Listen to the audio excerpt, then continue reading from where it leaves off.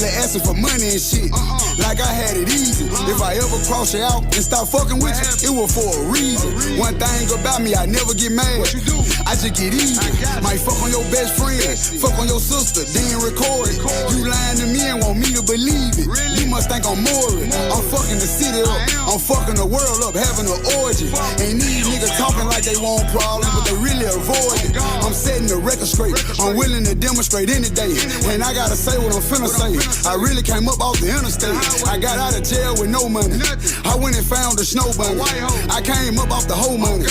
I got that hustle and flow money. I jumped off the PJ with bags. I loaded them into a Tahoe. I pulled off in a Lamborghini. That shit had me feeling like Rollo. She want me to play in her pussy. I'm finger fucking these papers. These bitches that talk bad about you, didn't wanna fuck you, so I'm fucking a hater. Ayy, ooh, I came up. Ooh, I came up. Ooh, that man up. Red bottom, red venture, nigga, red flag, I'm flamed up. When I went fed, I came back home and changed my name up. Finesse 2 federal fed for real, I'm fucking the game up. My bitch yellow, drink yellow. Kush make me think better. Perks make me fuck better. I'm flirting with the bank teller. I look like a motherfucking Kia. I look like a motherfucking Lord. Shorty wanna fuck with a G. I'ma beat the pussy till it's swole. I'ma eat the pussy like I'm drunk. 9 grams crammed in a blunt. Pull up to the show with the pump. Fuck the back, I'm going through the front. Get the back in, do the show. Find me a freak, then I bounce. Fuck the bitch until she go to sleep. Wake her up and put the bitch out. Get out. Go that way. You know what I'm saying? It's a whole lot of mobs over the world, right? But I'm talking about mob ties, nigga. H-Town over here. Bitch over here to stay. Yeah.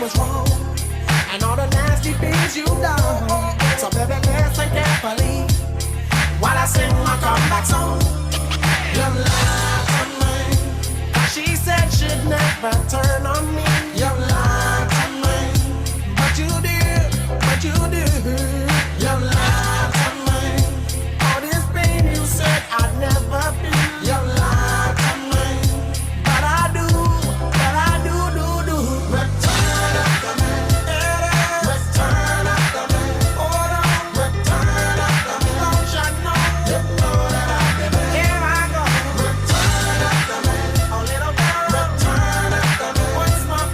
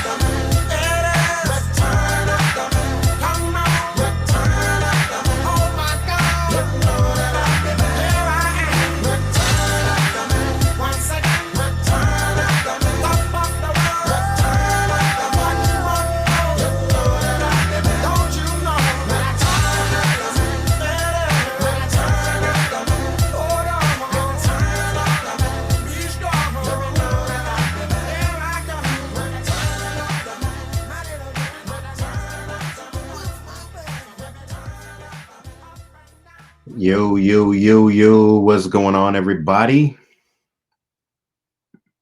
Welcome to the No Bull-ish podcast. I am very sorry.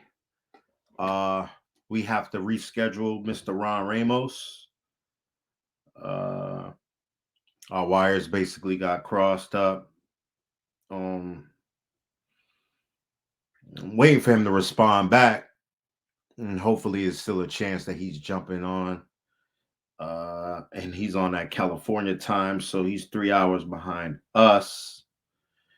So basically, it's like 7:14 where he's at right now. So I'm holding on to a little bit of hope that he jumps on, man. He sees this message and he jumps on. So let's cross our fingers. So what's going on, everybody? I'm kind of disappointed. Definitely wanted Mr. Ron Ramos on here, man, and speak to him. But everything happens for a reason. Um, like I said, everything happens for a reason, man. But like I said, man, I'm just keeping my fingers crossed that he can jump on here. Like I said, it's 7 o'clock in Cali, I think, like 7:14 in Cali, 7:15 in California right now. So it's still early. He was with family members. So I don't want to push the issue with, forcing or trying to make somebody come on. They're spending time with family. That's very important. I don't know you know, what the occasion is, but it's it's really not for me to ask, but it's definitely some family time. So I am not upset, I'm not mad at all. If we have to reschedule the time, we have to reschedule the time with Mr. Ron Ramos, Papa Pitt. Uh but we're here right now. So I got the link up.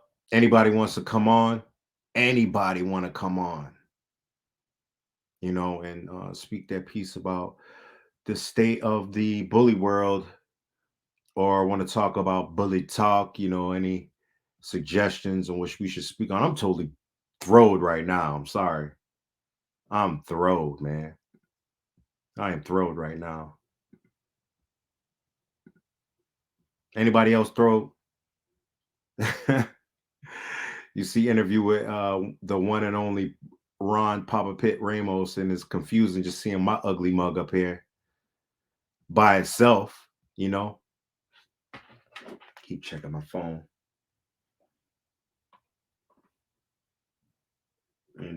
So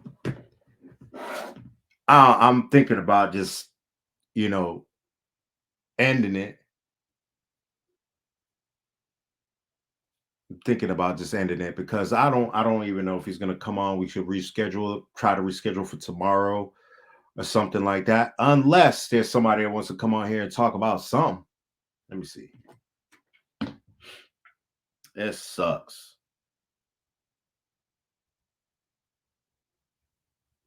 This sucks.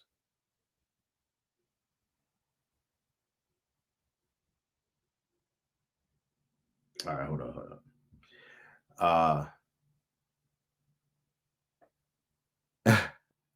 What's good, y'all? Who wants to jump on, man? Come on. Somebody make this interesting, man. I'm tired of coming on by myself. I have to do most of the speaking. This one is a total fail. I'm disappointed. And I can blame myself for this because he hit me up at 9:04 and asked me if I was still on. And he hasn't responded back from that. But it's understandable. Like I said, he's with family. Nick, I'm gonna send you an invite. Hold on. I'm gonna send Nick. What's good, James? What's popping, homie? Yep, I'm live on Facebook too. I'd rather y'all jump on my YouTube. Uh, you can check out. You can see the link on the YouTube page. You can join me on the YouTube page. Hold up, unless you can't see it, and I have to send it to you through Messenger. Well, let's check. I'm about to send it there. Let me see. There we go. Paste. Send. Boy, there we go.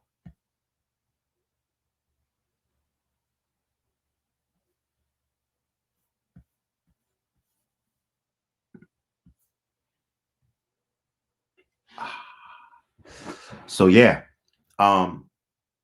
we was talking earlier to Matthew Zimmerman. We're gonna have him on next week, and we was on live on Facebook, man, burning up the chat. Yo, man, I can't believe the conversation. I wasn't even prepared for that to happen. For an amazing dialogue between him and I towards the public, towards the community. It was crazy, and I definitely wasn't expecting uh, a beautiful conversation. He was just letting it out, man. The straight 100% bull talk. He's the one. He does not hold punches. Some people uh, like uh, some people like. Here we go. What's good, Nick? What up? Yeah. So some people. I'm gonna mute you real quick. So some people like stuff candy coated, like a lot of sugar in their tea or whatever. Me, I can drink tea just plain. I don't even need any sugar. I don't need none of that stuff. I can enjoy the natural flavors of it. But there's a lot of people that can't. I would like to join, but I'm driving at the moment. It's cool, man. Whenever you're down, man, just send it in. I'll send you matter of fact here. I'll put the link in the description again. As many y'all I can have as a few people on here. So I definitely wouldn't mind having a group discussion. It would be awesome. We all could talk. But we had an awesome conversation with Mr. Zimmerman, myself, and he's coming on next week, and we definitely gonna have a dope dialogue with the community. And I don't think y'all ready for that. I don't think y'all ready for the rawness that he's gonna bring. And I don't think y'all ready for the rawness that Nick Angry Ink's gonna bring too, because he come with that. Ooh, baby, I like it raw. What's going on, Nick? What up? Man, I'm still hoping that I can get Mr. Ramos on. Yeah, but he's with his family, man. He was uh spending time with his family, man. And there's nothing more beautiful than family and spending time with them, man, around this time of the year. So Yeah. it seems like he has people from out of the state, you know what I'm saying, or out of the city to spend time with them for upcoming Thanksgiving. And I just kind of botched the time. And it's probably good that the timing is off. It's probably good that the timing is off anyway. I missed him at 9:07. I answered him back at 9:35. But I ran out real quick. But he's with family, man. I'm definitely not upset. I'm just a little disappointed. It'll happen. Yeah. It'll happen. He's a man of his word. Yeah, he definitely is. Definitely is. Not a big deal. I was like, yeah, no, don't throw in the towel, bro.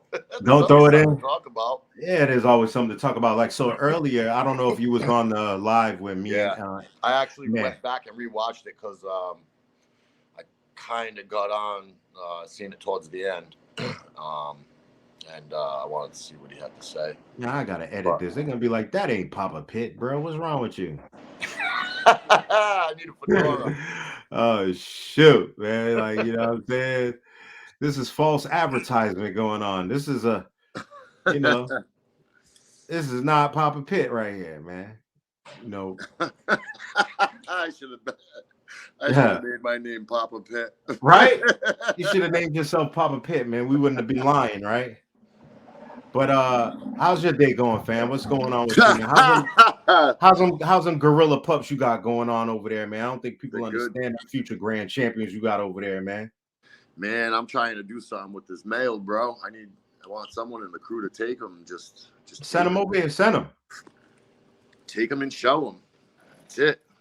Yeah. No, because if anything, I might want to put a female over at your house.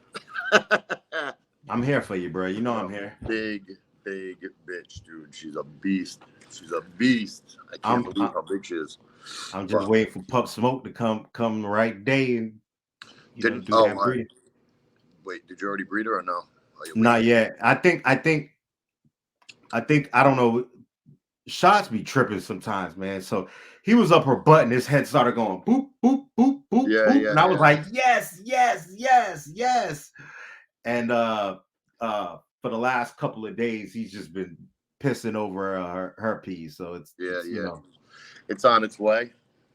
Yeah, so I'm excited for that to happen, man, and I can't wait for that to happen. There's gonna be some gorillas, hopefully, out of that one. But I did an inbreeding. And that breeding took. With the Marshalls? No, with Joby's people. Word. And I'm waiting for that. It's my first inbreeding. I can't wait to see what comes out of it. You know. What is it? Shots fired daughter. Damn. I'm curious to see that. She's a beast too. She got all the muscles like Shots and everything. It's crazy. The neck, crest, headpiece is just stupid, man. It's just like, yeah, I'm excited to do this, man. Excited to do this breeding. It's good. It's a good thing when you're excited about them. Those are the ones that hit. Yeah, those are the ones that hit. Those are my favorite. I'm excited about this Pup Smoke and Shots Fired breeding coming up. That's really what, you know. I think I'm just excited as I was when I was with Nubia to breed, because it's almost like the same type of breeding, but you know, a couple of generations pushed up. Man, you've been waiting to double up on that Rizzy for so long, bro.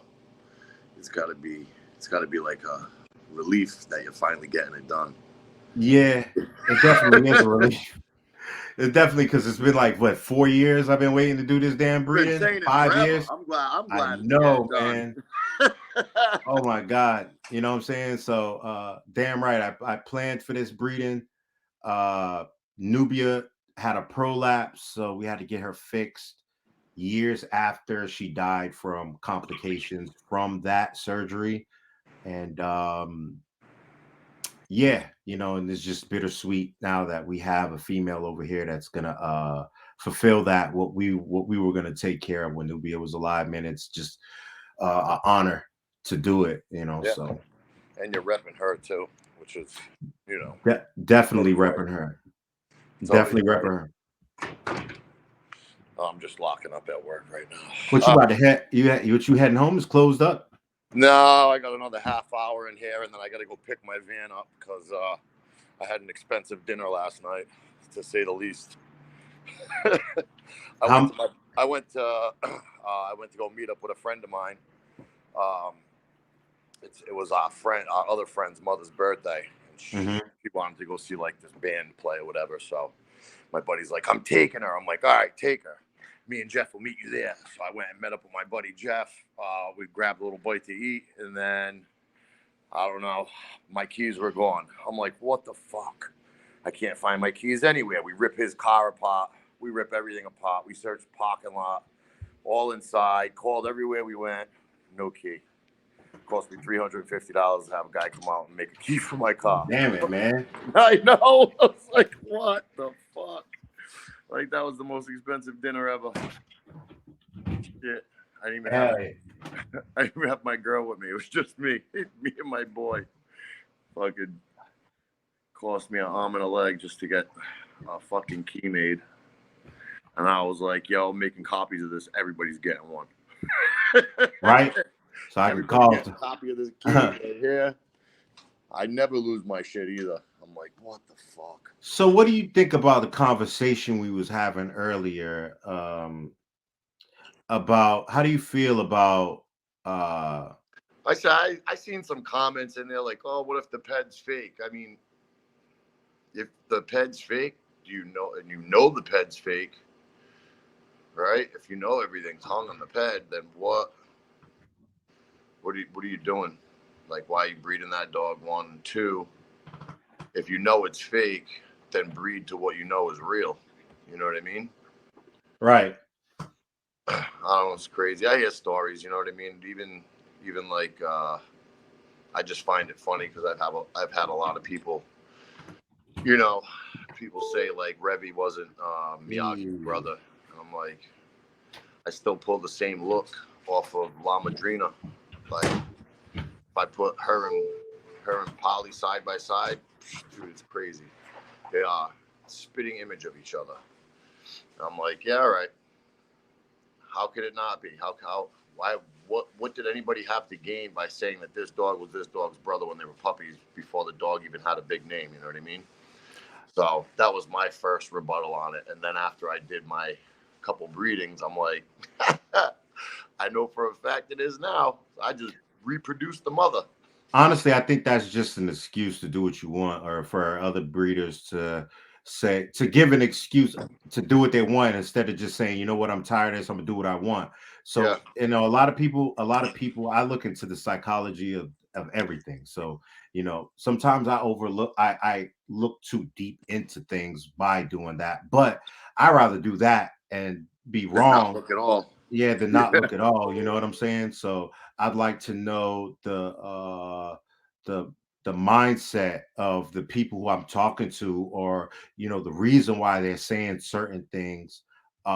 Which brings me into speaking about the OGs and this American bully game, who are not even on the sidelines. I'm saying that are in the stands, that are pointing the finger and telling us how the American bully should look, how it should be bred, um, how it should be breathing, this and that, how the rear end should look. But at the end of the day, all they're doing is making a mess. I would say making a mess out of things between the newer breeders, and because that's who's listening, the newer breeders versus breeders like us, and the old school breeders who are actually still in the game and that are breeding, because you're undermining the work that we're doing.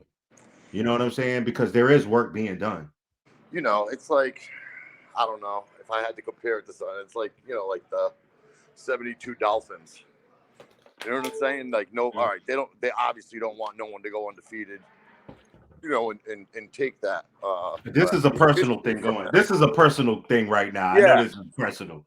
No, but like they don't want anybody to take that away from them, right? Which I get, I understand. You know, and it's like the same thing with when it comes to like the breeding the American bully.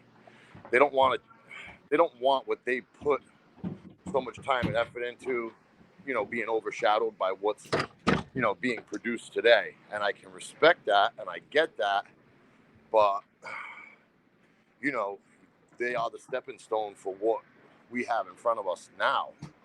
You know what I mean? So if we're doing it wrong, at what point did you do it wrong to hand us the torch of, you know, what's being done wrong? I want to know how to do it right. You feel what I'm saying?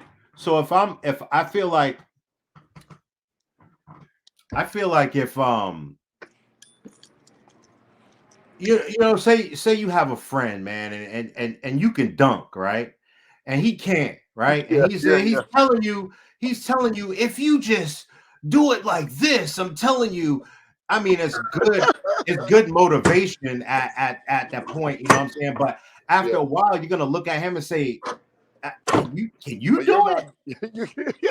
Here's the ball, you do it. Yeah, like you show me, even if you get aggravated and it's the wrong thing to say at the time. But that's how I feel about these old school breeders, that they're telling us how to dunk. They're telling us how to dunk, but they can sit on the curb and swing their feet at the same time. Yeah. No, I don't understand it. I was talking to the guy who actually bought second pick female off this litter, off my cornball litter.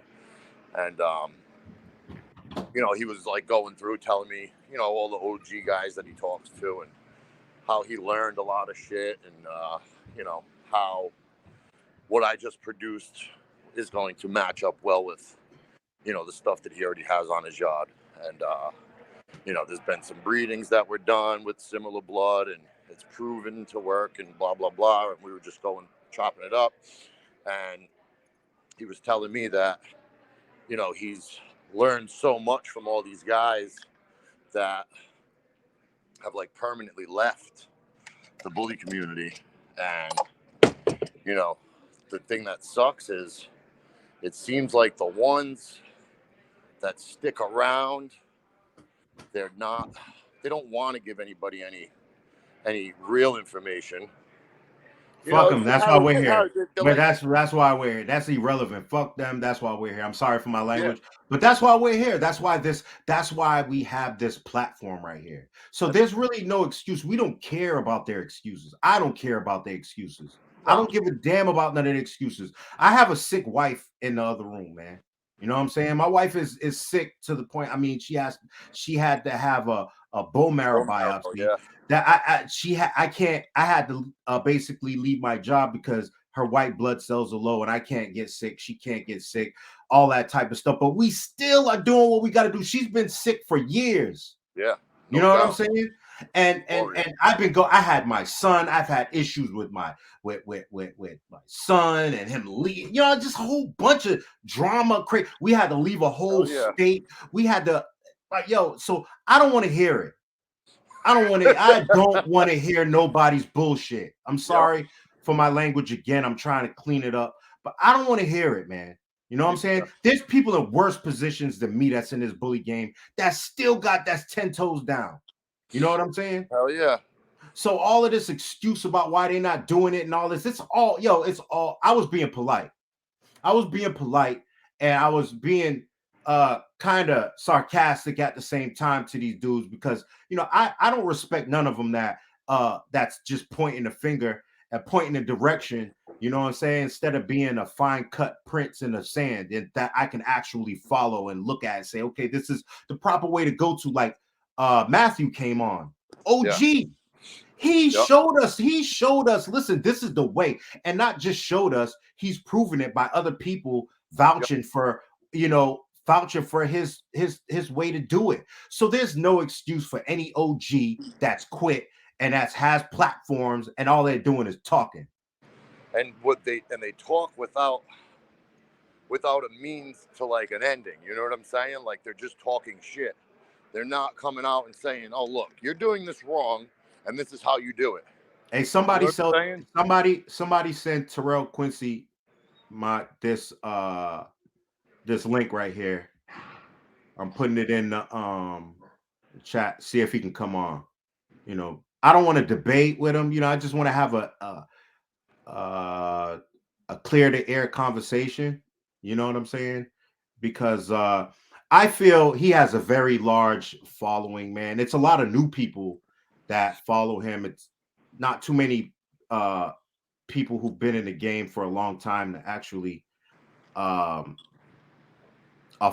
him, but it's a lot of new people, and I feel like it's kind of dangerous to do what he's doing because it's like setting a wall between us and these new people coming in. You know what I'm saying? Because they're showing us what they think an example of an American bully is, and we're telling them good luck with that. You know what I'm saying? Yeah. So it's kind of hard when you have people I feel like it's undermining what we're doing. You know what I'm saying? Because we're working hard, bro. Dude, I can't even tell you. These are the craziest, most dirty ass puppies I've ever had in my life. These dogs destroyed this area within 3 minutes. I swear, bro, I'll bust my ass in that thing for fucking 6 hours, 7 hours, 8 hours, go to bed 4 o'clock in the morning, wake up at 7, and that shit is destroyed. Doesn't even look like I touched it. I'm like, oh man, Nick, I gotta do this again. Nick, oh, I apologize, but I will have to holler at you, man. Huh? I'm gonna holler at you. I'm sorry, Mr. Ramos is on. Oh, all right. Good. It's your early Christmas gift. No. All right, be I'll easy, be fam. watching. Yes, I'll sir. be Yes, watching, sir. bro. Hold on. All right, y'all. Yo, my greatest wish has been answered so far, right now. And before I let this man on, let me do this the right way. Let me do this the right way because I got to introduce this man right, like. All right. So here we go.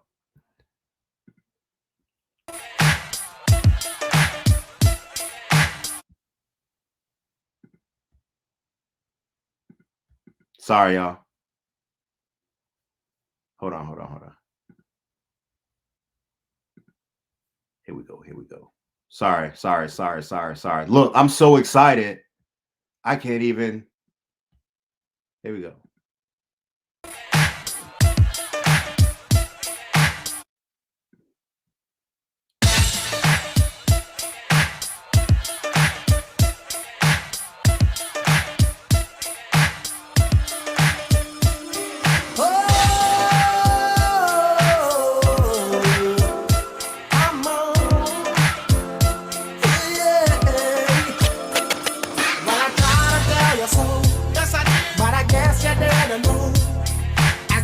Story goes, baby, now I got the flow, 'cause I know it from the start. Baby, when you broke my heart, that I had to come again and show you that I'd win. Your love to mine. All those times I said that I love you. Your love to mine. Yes, I tried. Your love to mine. Even though you knew I'd die for you. Your love to mine. Yes, I cried. Return of the man. It is. Return of the man. Come on. Return of the man. Oh my God. You know that I've been there. Here I am. Return of the man. Once again. Return of the man. Top of the world. Return of the man. Watch my flow. You know that I've been there. Here I go. So I'm back up in the game. Running things to take my swing. Letting all the people know that I'm back to run the show. 'Cause what you did, you know was wrong. And all the nasty things you done. He's So here. better listen carefully while I sing I hope y'all are ready. my comeback song. Your love to mine. Return of the Mac. She said she'd never turn on me. Your love to mine. But you did. Your love to mine. All this pain you said I'd never be. Your love to mine. But I do. Return of the man. Return of the man. Hold on. Return of the man. Don't you know? You know that I've been there. Here I go. Return of the man. Oh little girl. Return of the man. What's my pearl? Return of the man. Oh my God. You know that I've been there. Let's get it. Let's go. Mark, stop lying about your big break. Your love to mine. She said she'd never turn on me. Your love to mine. But you did. This gotta be one of the top entrances right here. But Come you on. did. Your Yo. love to mine. Let's go. This pain you said go. I'd never be. Your love to mine. But I do. Y'all get y'all pen and pads ready. Return of the man. Telling you. Return of the man. Come on. Return of the man. Oh my God. You know that I've been there. Here I am. Return of the man. Once again. Return of the man. Top of the world. Return of the man. You know that I've been there. Don't you know? Return of the man. Return of the man. Oh, return of the man. Be strong. You know that I've been there. Here I go. Return of the man. Hey. So we have the one, the only Mr. Ron Papa Pit Ramos in the building. What's going on, sir? What's up, big dog? Forgive me for being late, you guys. Man, I had another an engagement I had to take care of with the family as well. So with that, please accept my apologies, man. I felt bad that I come in here late, and again, I gotta say that I respect and love Joel, and the intro. I can listen to that all day long, baby boy, man. That was off the hook. That has got to be one of the best intros I've ever walked into, man. So with that hey being man. said, I appreciate you. Love you so much, brother. Hey, I love you too, fam. Hey, but that's what it's about, man. I ask all my guests what they want to hear, what song they want to hear, man, and that's what I do, man. And I'd be honored to play anything for you, man. It's all good, man. So how's your day going, Mr. Ron Ramos? It's good, man. You say we had a little, I live in a real tiny, tiny community, man.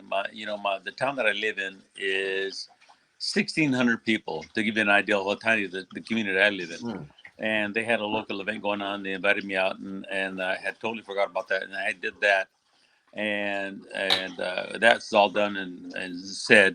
And I'm so honored and glad to be a part of your podcast because you know I admire what you do in the community. You do a lot of great stuff. You teach people a lot of stuff. Like holistic care for their dogs, and I'm a firm believer in that because I don't think people realize how the cancer rate in dogs is accelerated because we do too much chemical. And when I see what you do, I truly admire and how do I say this, man? I think you're a super positive person for the community. Man, I appreciate that, man. Coming from you, man, it means a lot to me. But today is your day. This is Oh, about you, man. This is man, interview is about I don't like those. It's my days, man. I'm here for you guys, man. And I respect and I admire you for that. Like I said, somebody's one of those things where man, if not for you guys, it wouldn't be my day. So it's one of those things where I truly am grateful to you and the entire community. So let's get this thing growing, man. Like I said, I can, like I said, I can listen to that intro all day long. So if anybody has any questions for Mr. Ron Ramos, please put it down in the comments and I'll bring it up. So, Mr. Ramos, where did it all start? What was your first? I know this is probably going back a little uh back in the days, but I know the love that you have for these dogs trumps all. So I'm gonna ask, what was your first dog and what made you get that first dog that you purchased or was gifted? Well, Cindy, that's a great question, man, because, you know, uh, I'm sure that people have seen my story in bios multiple times, man.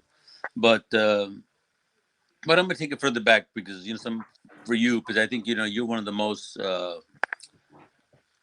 you know I admire you probably more so than a lot of people, man. Because again, going back to what you do, you know what I'm saying. But I've been in dogs my entire life, man. You know, being that I'm in a farm community, a rural community, having a dog is it's life. It's part of life. It's part of the family. When you live out in the farmland, a great dog is quintessential. Some of those things where, man, if you ain't got a dog, you ain't got an alarm system. Right. That's how far back it goes, man. Even though alarm systems, it was the dog, man. And I've had many a great dog, and I had a dog when I was a kid growing up. I'm talking about, you know, maybe 10 years old. But again, I had dogs my entire life from birth. But this one little dog, his name we used to call him Butchie, and Butchie, it's so ironic and so funny because Butchie was probably, a he was smaller than a pocket, and this was like I said, this was back when I'm 10 years old, maybe even younger, and I am now 65. So that we're talking, you know, what I gotta say, 50 years ago. You know what I'm saying? So even further back than that. and he was just so cool, man. And from that point on, I had an admiration for, for like a compact bully dog, and Butch, again, Butchie, we called him Butchie. He was just a little tiny guy, and he was really super thick, compact little guy. And from there, I've had every breed since. I had, I've had, Chihuahuas, Samoyeds, Dobermans, Rottweilers, German Shorthair Pointers. I mean, Dobermans, everything of this I had growing up as a kid, because I guess, I lived in a farm community. So we had dogs. It was like, it was part of the family, and, but there's one dog in particular which I will never forget. He was owned by a gentleman by the name of, this family's last name was Trevino. And he had a little dog, and they called him Junior. And Junior was probably no bigger than 14 inches, 15 inches. And he had he had a head like a pumpkin. I was like blown away, man. I said, man, where did you get this guy, man? And he was a pit bull. He was a red nose. But the thing was, he was something I never seen, man. He was an anomaly. Like I said, I can't say it enough that he was just short, compact, and a head that was just tremendous. And he was just ripped. And I like fell in love with the guy. And then from there, it progressed to other dogs. And then, but the thing was that I always went back to the pit bull, because I just, I just couldn't get over the muscularity, the tenacity of the animal. And I used to go to after that, I was in high school and I got my car. So I thought I was a cool guy, I had a little 69 Mustang fastback, and I would drive around with my friends. And I came across a guy by the name of Steve Dunleavy. And Steve Dunleavy, he probably thought I was just a crazy kid. He was a little redneck guy. And here comes a little Mexican kid. And his yard was very small. He lived in a trailer. And it was him and his dad. And this guy had some amazing game dogs. And when I say game dogs, these were real, in the box game dogs. And these were dogs that, they couldn't be around anything on four legs, because they would devastate it. It was the old school type stuff, and it was real serious animals. And then from there, I progressed to my mentor, which is a lady by the name of Patty Allen, and God rest her soul. She passed away about 4 years ago, and that was the birth of Papa Pitt. That lady, and I spent every single day with her for years, just trying to understand and learn about the origin of the American Bully, which was the pit bull. And I will never forget that woman. And I wish she was alive today. And I wish I would have had a picture with her just to archive it, to show the world that this is the lady that nurtured and taught me everything about dogs. I mean, from structure, breeding, showing. She used to have mock shows, and I would go there religiously to learn how to handle dogs. And I remember even purchasing my first dog from her, and back then it was $500, but man, $500 was like, $5,000 today, and when I came to my wife asking her, hey, sweetheart, I want to buy a show dog, because I want to start showing pit bulls. And she said, oh yeah, go ahead, that's fine. But when I told her it was $500, she said, well, that's a lot of money. We can't take this out of the budget. We're feeding kids, we're trying to pay rent, and at that time, I'm not going to lie, man, even to this day, I've never been blessed with a lot of money, but I've been blessed with a lot of passion. And sometimes passion versus money doesn't equal, so with that being said, she says, you can get it, but you ain't taking it from the paycheck, you know what I'm saying? So I had to be, creative to try to get the money for this dog. So I ended up setting up a barrel at my work, and I put on the, I would like to, if you could help me out, I'm trying to collect some money to do a project. So I literally collected aluminum cans to buy this puppy, and this is the honest to God truth. I collected aluminum cans to equate the $500 I needed to get this dog, man. So that's just to give you guys an Talk idea that about industrious. oh man, you talk about, and not only industrious, but you talk about a passion. I was willing to do anything to get this damn dog, man. You know what I mean? So I literally saved cans to finally get this animal, man. And it's one of the things where I'm so glad I did, man, because he's the one that brought me for where I am today. Wow, that's the first time I ever heard anybody say they saved cans to buy a dog. $500, that's a lot of cans, man. At that time, it was, brother. Trust me, man. You went black on me. Yeah, I'm here. I'm trying to find. Okay. I'm here. I'm all still good. talking to you. I was just like, oh, hold up. All right, hopefully everything's good, man. You have to call I don't know what the electrical company is called. No, I'm actually out here trying to find my other charger. You know how the bully community is. We get on their ass real quick. And they'll probably give you a year free of electric. We get on them. But no, that's beautiful. So your first dog, you collected cans to buy this dog. So once you purchased this dog, how did you go along going to? Is this your first show dog? Give me one second. Mercedes, what did you do with the charger that was outside? The charger that was outside. Yeah, it was out there in the patio and it's gone now. No, it's still there. Okay, it was there. I took it. But go ahead. I'm sorry. No, that's fine.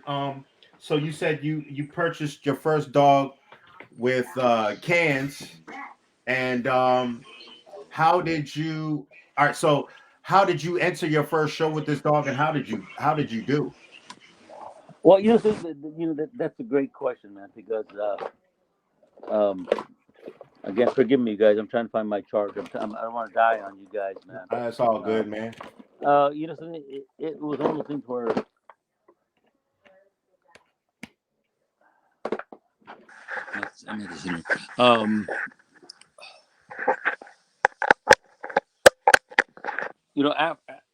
I purchased the dog from the lady, Patty Allen, and her name was Country Allen's Midnight Raider, and we called him Spanky. And I bought the dog with all the intention of showing because I really got excited about it. And when I was attending shows then, the shows were more. They had a lot more going on. It was not only just the show ring, but it was also weight pool, and stuff like that. So it was a lot of fun. That's what got me so involved.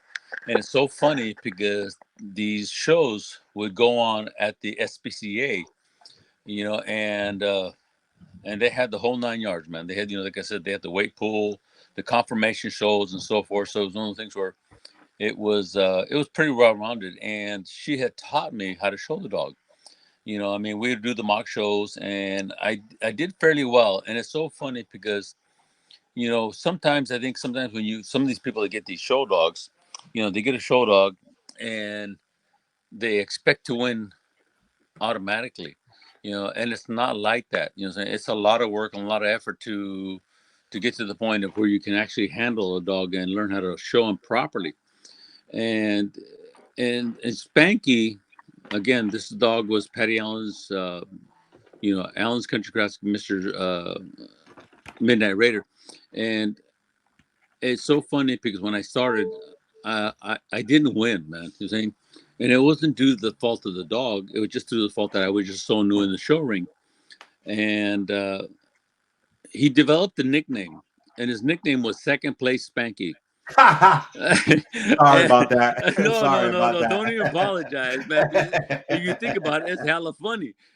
And the reason he got the name Second Place Spanky is because I swear to God, man, I probably got the world record for second places with a dog, man. You know what I'm saying?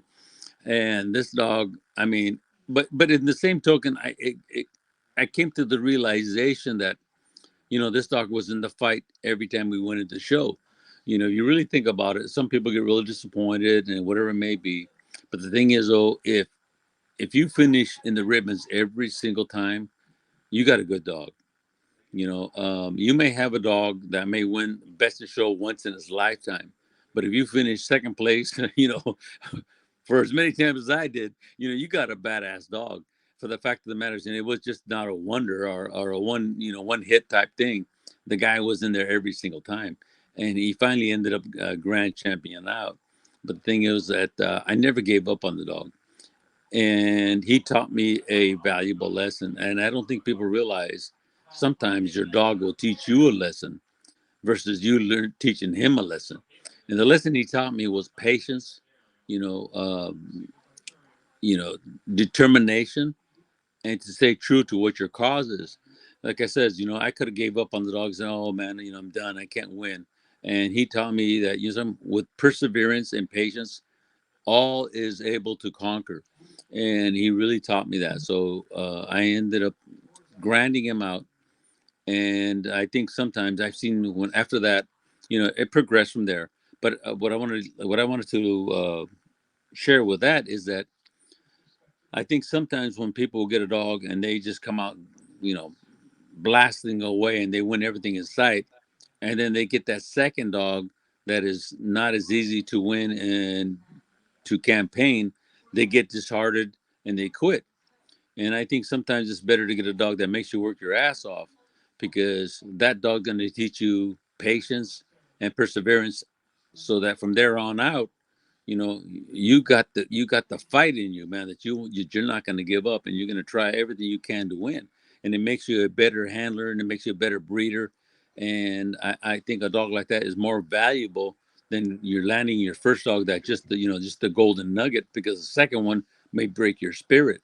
So with that being said, that dog taught me so much that I will forever be thankful to Spanky, because he taught me not to give up, to be patient, and to never quit, man. So um, to Spanky and Patty Allen, man, I can't thank them enough, because, like I said, it's those people were the ones that made who I am today, man. I mean, because I've learned so much, and I've learned that never to give up, to always chase your dreams, no matter how difficult they are.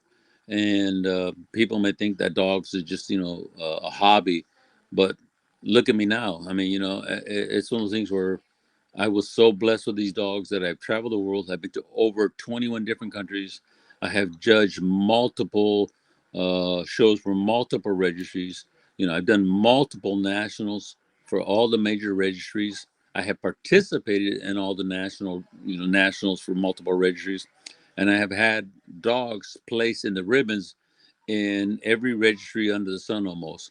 I've had dogs that have placed in the nationals in the AKC, the UKC, the ABKC, the BRC, and so forth. So I mean, I'm blessed, and I don't say that in bragging. I say that in blessings from hard work. And there's no denying it. I'm saying? I'm the only way to say it is I'm blessed, man. You know, um, and I think that has made me humble, because it took so long to get there.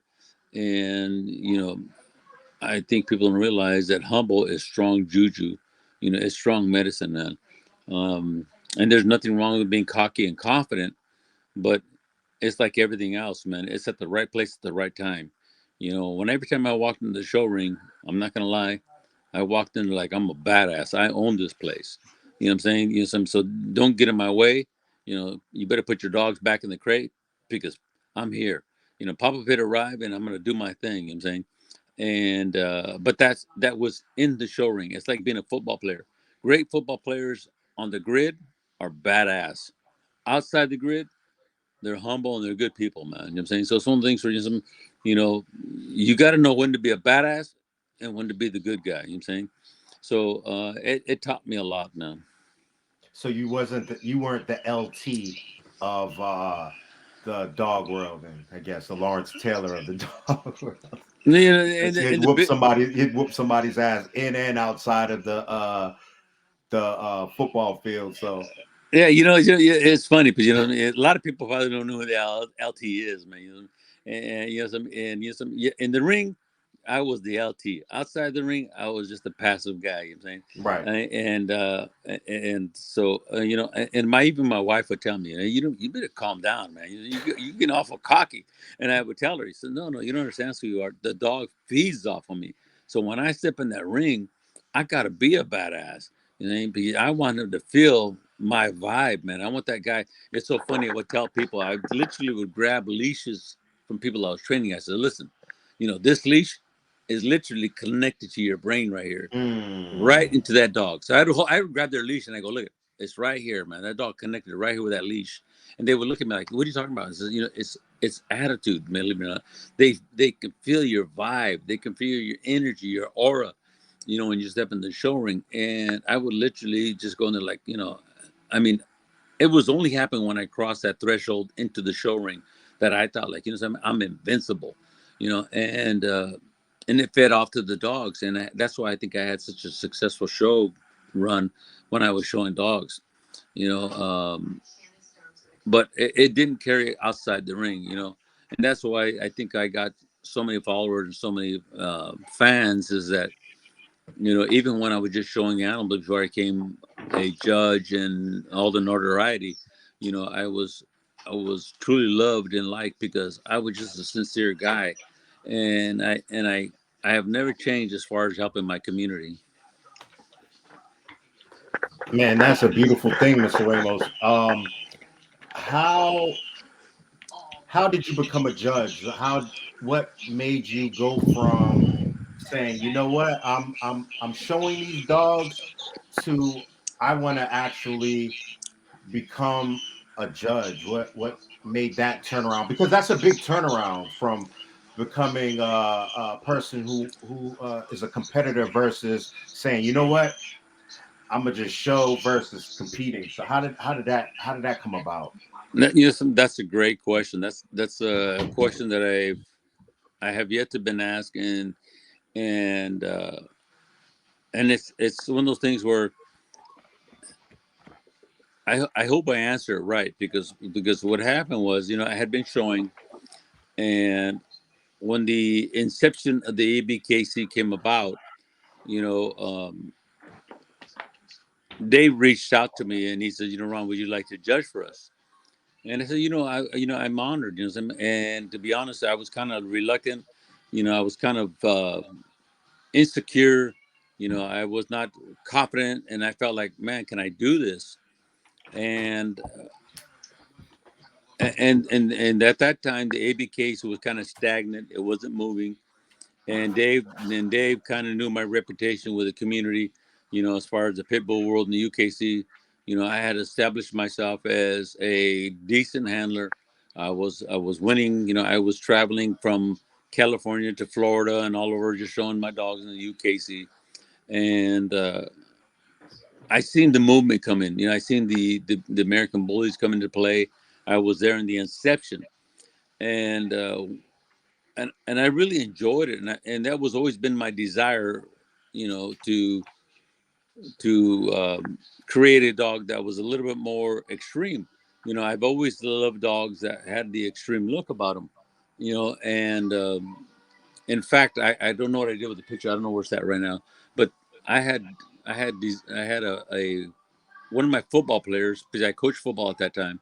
I had one of my football players, which he was like 13 years old. I said, his name was, oh God, Chris Sharnick. And Chris Sharnick was he was just a humble kid, man, but he was a beautiful artist. And I told him, hey, listen, Chris, I need you to make me a t-shirt design of a bully. It wasn't a bully at that time; it was a pit bull. And I said, I got a picture of a dog. This is the dog I want you to use, but I want you to make it muscular and extreme. And this is way before the term of American Bully was even thought of, and also. And he designed this shirt for me, and if I can find the picture, I'm going to send it to you, and you'll be blown away.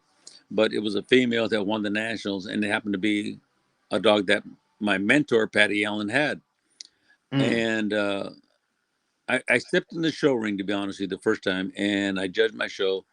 And as crazy as it may seem, I felt like, man, this feels this. This is where I belong. This is where I should be. You know what I'm saying? It's one of those situations where you walk in and you're like, man, this is meant for me. You know what I'm saying? And I did the show, and it happened to be on the coast, literally on the ocean, on the beachfront in a park. But the thing was that when I did it, in my mindset, I still had pit bulls in my mind. So when I did the show, um, I had actually done a couple of phone shows prior to that, and when I did it, um, I came to the realization that these are not pit bulls. So before I stepped in the ring, I told myself, I literally stood up by myself in the corner away from everybody and said, Ron, these are American bullies. They're not pit bulls. And that was probably the first show that I came to, that realizing that this was a whole different breed. And I moved forward, and I never left. I stayed in there. I judged for many years. Again, like I said, I was one of the people that had a profound effect on the breed. And when I say this, I'm not saying like I know you've heard it many times from many people saying, I did this for the American Bully, I did that for the American Bully, and I will say that I was I was there since the inception, and I'm not gonna say I did this. No, I planted seeds, and it was grown from a community. Dave had asked me to be the director of judges, and this is way back in the inception. And I told Dave, I said, Dave, I'm honored. And What year do you think that was? that was 2003, 2004.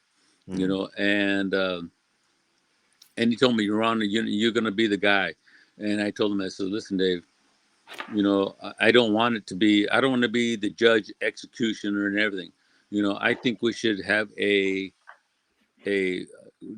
senior judges board so we can, discuss and handle situations concerning the breed. And at that time he said, oh no, you can do it all by yourself. And I didn't want that, man. I could have been that guy. And if I were to rewrite history, say, okay, I was the, you know the judge, jury, and executioner, that would have been it. But I didn't want that. I felt, I've always been a person that wanted to be fair to everybody. So I said, I had told them we need to get a senior judges board together.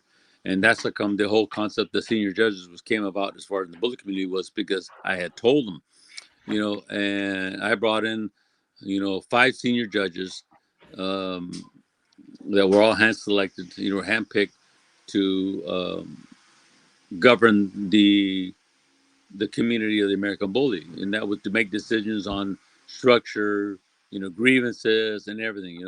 I didn't want to be that guy that says, it was all on Ron Ramos, because I didn't want people to think I was doing favoritism or that. I wanted to make this fair, and this is the first time this is ever being told on a podcast. That I had the opportunity to be that guy that ran the whole thing, and I felt that it was not a fair situation for anybody. I've always been a person that has wanted to be treated fairly, and I wanted to treat those people that came before me fairly. So I'm the one that actually put together again, this is one of the few things I will say. I did put together a senior staff to, to go over ethics, code of conducts, other things that were had to be pertained to the registry. But again, I'm not going to be that guy who says, I'm sure you heard 1,000 times, oh, I wrote the standard for this, I did that. No, I planted seeds, and as a committee that I put together, we looked it over, and we decided, okay, let's tweak it here, let's adjust it there, until we got to the situation where I felt that it was a good fit for the community. Again, like I said, it was not, it had nothing to do with I did this. No, I planted seeds, And as a committee, we made this thing happen appropriately. Wow, that's amazing. Just to be part of American Bully history when it comes to confirmation. Um, outside of confirmation, what were you doing with the breed outside of judging? Well, you know, it, as far as outside the breed, so I wanted to breed dogs that would fit the confirmation. You know what I mean? And I didn't want to throw to the roadside the dogs that I had to get to the situation where I was in. So it took me a long time in comparison to a lot of breeders. For the fact of the matter is that I used the UKC, AKC stock that I had to develop my bully stock, and it's a long road because the terrier traits are very strong. So it took me a while to get to the dogs that I felt like I have today, that I feel that are quintessential to the American Bully breed. But I didn't want to take any shortcuts, and I didn't want to, purchase a dog from the outside. I've probably purchased, honest to God, truth, maybe two dogs uh, since since 1997. You know, and it wasn't the fact that it was that was a two-part deal. The two-part deal was I couldn't afford to just go out and buy a bunch of dogs. Again, like I said, I've always been a man that that's lived on a budget. I wish I could say I was wealthy and I had a lot of money to do what I wanted to do. And the other thing was that I wanted to maintain the stuff that I started with and not give up the structure and go straight into some extreme crazy dogs. So it took me a long time to get to the point where I am today to have the dogs that are still, functional, well structured, and extreme. So it's one of the things where it took a long time, man. And and it was not just breeding to me. It was a passion because I'm not the type of guy that if the dog doesn't fit the program, I'm gonna place it out, or if a dog gets too old, or if it's not breeding no more, I'm going to give it away. No, my dogs stay here till death. So it was a long process, and I couldn't keep a lot of dogs. So my dogs that I had that helped me develop what I have today, they stayed with me, 12, 14 years until they passed away. And when that spot opened up, then I kept another dog. It was one of those things where I did not just, flip dogs because they didn't fit the program. My dogs are, I love my animals. The best way to put it is I love my dogs, man. I don't give a damn if it didn't fit the needs that I had, if it didn't work out, you know, uh, I just didn't throw it on the roadside or give it away, or they stayed with me till they died. And they all played a quintessential part in developing what I have today. I have a bunch of old dogs today. Right now, to this day, I have 12 dogs, and I'm lucky that three of them are actually. I have actually two females that are breeding stock and three amazing studs. Out of the 12 dogs, and I will not push a dog out just to bring something new in.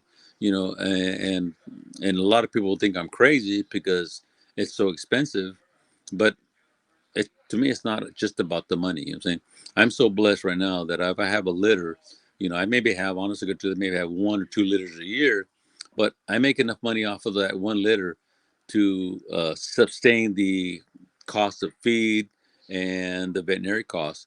I'm not going out and buying new cars. I'm not buying TVs. I ain't got no Rolex. I take my money and I end up you know, spending it right back into the dogs. And a lot of breeders look at me like, you must be stupid, because there's a lot of money out there, and there is, but but the thing is, I'm more passionate and more in love with my animals than I am passionate and in love with money, you know. And I have a great support system behind me. My wife, my kids, they help me do what I do, and because they know that I'm passionate, they know that I love what I do, and so as far as what I'm doing now is, like I says, I feel like I'm finally getting to the place where I have some really amazing dogs, you know. And again, many people don't even realize that I'm a breeder. They all look at me like Papa Pitt is a judge, and they don't realize that I do breed dogs, man.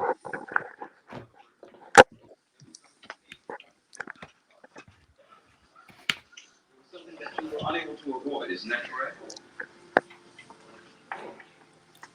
Yeah, so a lot of people don't believe you breed dogs, but you got one of the baddest studs right now, man. Like you got this pocket rocket, man.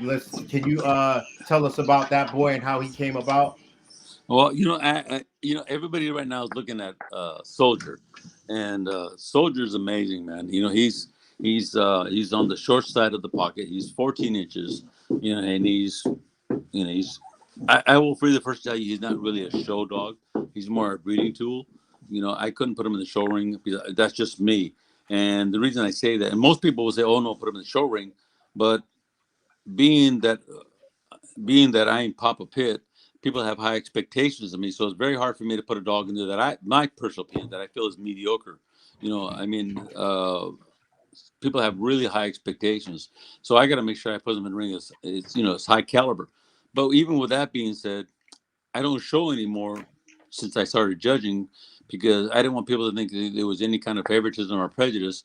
So I didn't show dogs. You know what I'm saying? So I stepped away from the show ring so that way that people wouldn't think that there was favoritism or anything like that. So and I'm probably one of the few judges that actually did that, and and I'm glad I did. I mean, I didn't want. I'll give you an example. I actually had a female that I tried to campaign after I was a senior judge. I was actually director of judges, and on the latter part of that, I had a female that was amazing. So I brought her to the show ring, and she was just destroying everything. I mean, I'm sure everybody knows Bistro. Bistro was at that time was a phenomenal dog, and this girl went head to head with him multiple times, and she actually won a best of breed over him several times. And I can remember one time where she was going against him, and the ring steward, and I'm not going to name the judge, but the judge was in the ring with the ring steward, and the ring steward, do you know who that dog is? And at that time, nobody knew my wife, and she was actually handling the dog. And she says, "Do you know who the woman is?" And the judge says, "No, I have no idea." And this was for Best in Show against Bistro, and the ring steward says, "Well, that's Ron Ramos's dog, Papa Pitt's female, and that's his wife." Well, with that being said, she lost to Bistro, and there's no shame losing to Bistro, because he was a phenomenal dog. But afterwards, at the end of that show, the judge came to me and says, "Ron, I'm going to apologize." I said, "Why do you want to apologize to me for?"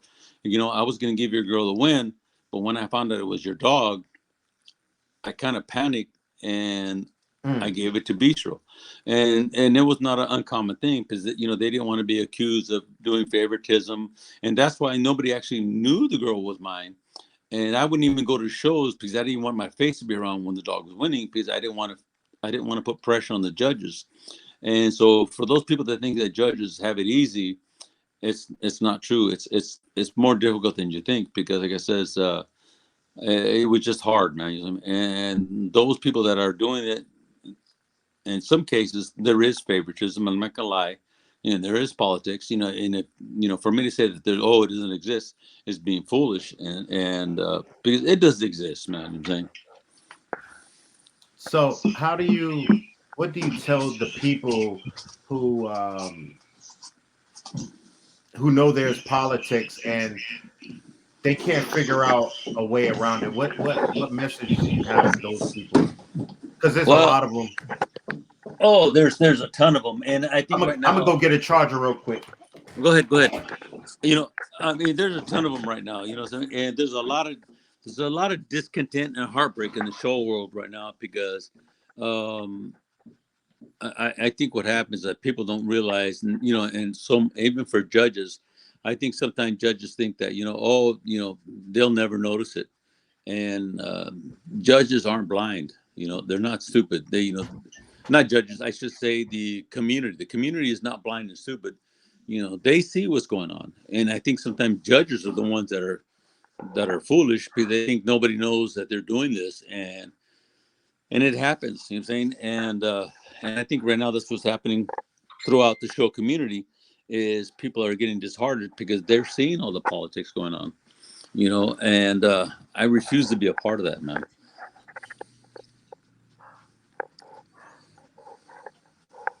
You get your charger? Man, I can't find my charger. Welcome to the club. I had to run around the house right now trying to find mine.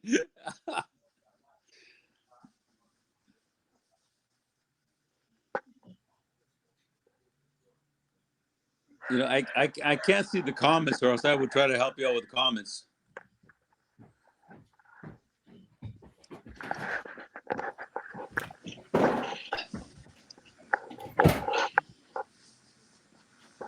I'm sorry. I apologize, man. No. I'm not trying to let this laptop die. You find your charger? Man, for my charger for this laptop has been acting super funny,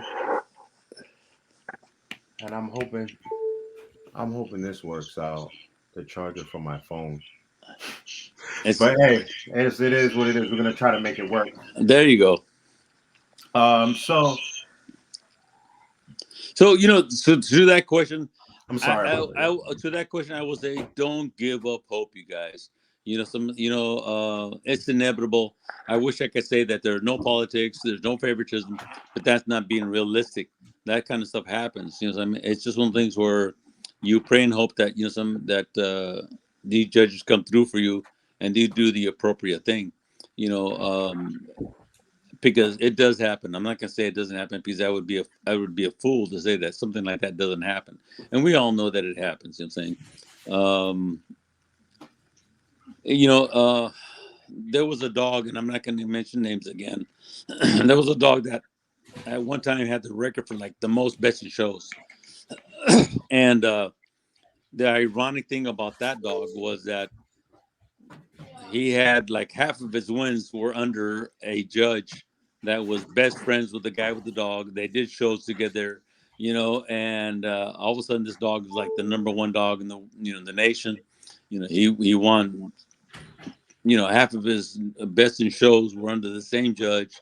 They hosted shows together. They did all this stuff, and these guys thought like nobody would see this. And it's like, are you serious? These people aren't stupid. You know what I'm saying? And to this day, it's one of those things where, people see this. They're not dumb. They're not blind and stupid. You know what I'm saying? So, and I think that's part of my longevity of being a judge is that I've always been, a fair and earnest judge. I will never do anybody any favors. I don't owe anybody anything. My name, my respect and integrity are the world to me. I would not sell that out for anybody. I would not do it for a friend. And not only that, but a friend shouldn't expect that of me. If you're a real friend, you're not going to expect me to, to do something that's going to jeopardize my reputation. That's just uncalled for, man. And it's just it's really something petty. It's not. Yeah, look at that. I gotta show you this guy right here. Hmm. He's only 5 weeks old. And I have a hard time holding this guy because he's a chunk, man. I know he's 5 weeks old, and I'm super excited about this guy, man. I'm saying, he's a freak, man. I mean, the little guy's got bone and size and head, and he's coming back to some of the stuff I've been doing for a lot of years, and he's finally got him where I'm at now. He's amazing. He's beautiful, man. He's a gorgeous little guy. Like, it's kind of hard to see. Like I says, I don't know if you can see this guy and get the idea of his size. Hold on, let me give you a. Hold on, keep him in your hands real quick. Let me give you a solo layout. Yeah, there you go. Right there, 5 weeks old. Well, I trying to. Jesus Christ. Yeah, 5 weeks old today. We gave him shots to make sure he's okay. The litter's really super nice. He's a hog, man. And so Oh, let me put him back down here. If But anybody in the comments has any questions for Mr. Ramos, please type it down and I'll get at you. here's a little female out that litter. Again, Mm. 5 weeks old. I'm really happy with these guys, man. So how many pups do you have right now? I only have one litter a year, man. I don't do a lot of breeding. I have 5 puppies right now, and as ironic as it may sound, you know, they're all sold, with the exception of one male, and there's only 2 males. And the reason he hasn't been sold is because I'm having a hard time deciding which male I'm going to keep, which is actually a good thing. A lot of times you get a puppy litter of puppies. Say, well, I'm going to keep this puppy. I'm to the point now where these puppies here that I'm having a real hard time deciding which one I'm going to keep. And it's ironic because I have 3 females, and they're all going to homes that are paying a substantial price, but yet I'm getting a puppy out of each one of those girls that are leaving. But even at that, I don't know which one to keep, because I like them all. They're so nice. I'm saying it's just it's a good problem to have. It is definitely a good problem to have. Where do you think the state of the American bully is right now? I know you was expecting that question at some point. Man, I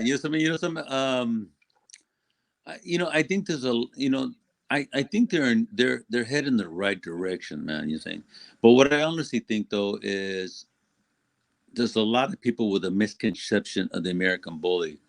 And when I say this, I mean when it was first when it was first when the American bully was first birthed, when it gave birth to the concept of the American bully, it was supposed to be an extreme dog. And what happened is when you start becoming competitive, people start to look at things differently. And I forewarned the registry that this was going to happen, because I came from the AKC UKC, so I seen it, and what had happened was is that people start getting confused, and they start thinking that the whole thing is based on structure. And when I say this, you have to understand that structure is quintessential. It is very important. But what trumps structure is breed type. And when I say breed type, this is where you separate yourself from the pit bull. And there's 2 pit bulls. People don't realize this. There's 2 pit bulls. One is the ADBA style pit bull, which is real racy and gamey.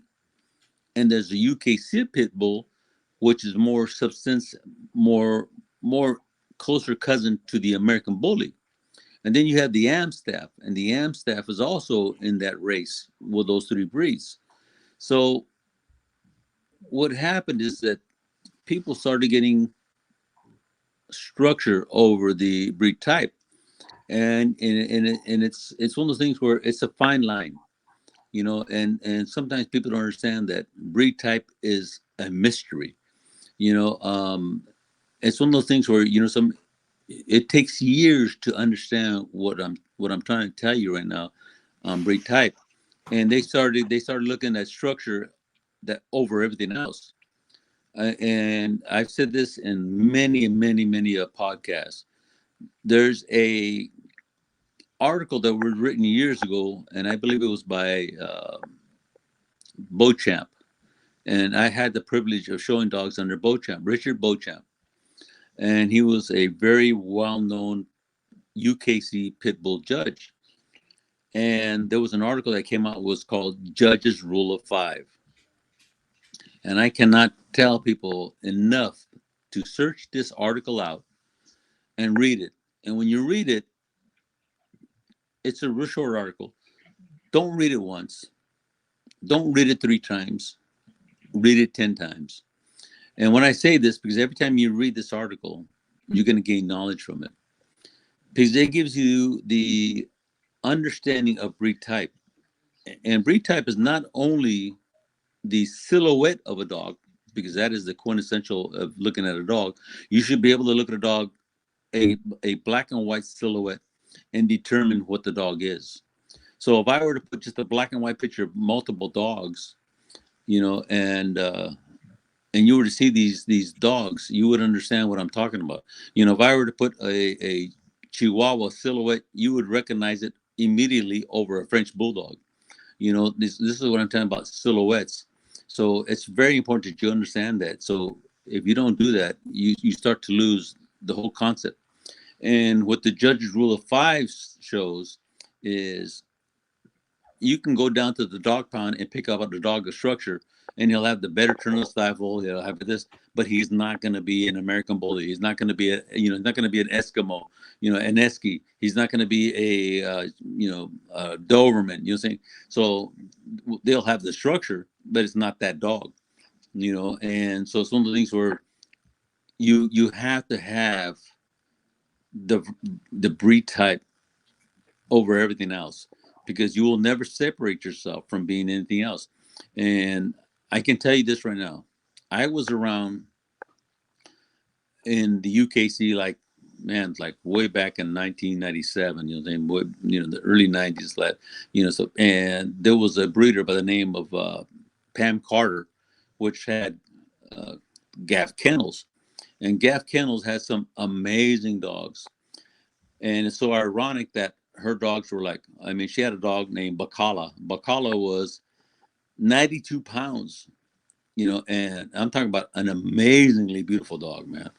And the written standard for the UKC at that time was, I think it was, what was it? I want to say 86 pounds, 18 inches. That was in the written standard. I could be wrong. Somebody could look it up in the UKC written standard. And these dogs were 20, 21 inches, 92 pounds. And they were just impressive, man. You know what I'm saying? And those dogs at that time looked like the American bullies today in the show ring, that you go to the the ABKC or the BRC, you see those dogs in there right now. And they remind me, believe it or not, of the pit bulls of the 1997 and that era. These dogs are not they're not an anomaly. In fact, they look like pit bulls of the old. And the inception of the old ideal of an extreme bully, is kind of lost. And a lot of people don't understand it because they weren't there to witness it. I was there. I seen this with my own eyes. So when I seen this stuff, it's one of those things where it's very similar. So, so when people start crying about, the judges are picking dogs that are, overdone, and no, that was the whole principle of the whole concept, the ideal of the American bully, and so it's because they weren't there to witness the inception of the whole breed. And that's the article. That article there right there, man, I swear to God, that's I love the article. That article goes into talking about the Chihuahua, even the way he walks and the way he, turns a little circle in the show ring, whatever it may be. It's one of the things where I really love the article. I can tell you right now, Joel, when you first started getting into show dogs and you started learning about show dogs, even the mutt that was from the liquor store wasn't safe from your critique after that. You know what I'm saying? You see a mutt in the street and say, oh shit, look at the turn of the stifle on that dog. That dog was a mutt, man. You know what I'm saying? You tell me if I'm lying, brother. Pudge, get out of here. Get out. So tell me I'm lying. You know what I'm saying? No, you're not lying. You're definitely once you start showing dogs, man, no mutt is safe on the planet from your eyes of being a judge or critiquing them. You know what I'm saying? Oh, right. Look at the way that dog moves. And you don't even know what kind of breed he is, man. He's just in front of the liquor store laying around them looking for a handout. You know what I'm saying? And that's what happens. That's what happens to you. And the same thing applies to people. When they start showing dogs, they lose the whole concept of what the breed's supposed to be, and they start focusing so much on structure that they lose breed type. And this is where that article that you just posted up talks about that. And I will give you one of my examples. So it doesn't go over anybody's head. It's called The Rule of Fives with an S on it. Yes, it's an amazing article, man. I'm telling you, man, find that article, read it again. And when you finish reading it that third time, read it 6 more times, because it really, I think it's an amazing article, man. And it was, and you could see, Joel, the article was, look at the pictures in that article, man. It's like, I'll bring it up again. I mean, what do those pictures look like? 1930s, man. You know what I'm saying? That's how far back this article goes, man. But it was just one of those things where it just really struck a chord with me that, man, what they're saying in that article really speaks volumes. Because it even says in the article that, if you want structure, you can go down to the dog pound and pick a dog out that has beautiful structure, but that's not going to make it an American bully. I'll give you one of my examples when I was training judges, and I trained many judges. At one point in time, I trained probably 95% of judges globally. I trained a lot of judges across the globe, when I was traveling. And it was one of the things where sometimes it was hard for these guys to understand, breed type over structure. And one of my examples that I would give to them is, I would say, what if I took a Doberman Pinscher, did not cut his ears, and I took him into the Rottweiler ring? And if you think about that, what's the difference between a Rottweiler and a Doberman? Breed Other than mass and substance. Yeah. They both have the little, the little dot across the eye, the 2 markings on the chest. They're identical. But guess what? If I were to take that Doberman to the show ring against Rottweilers, he's going to have an amazing top line.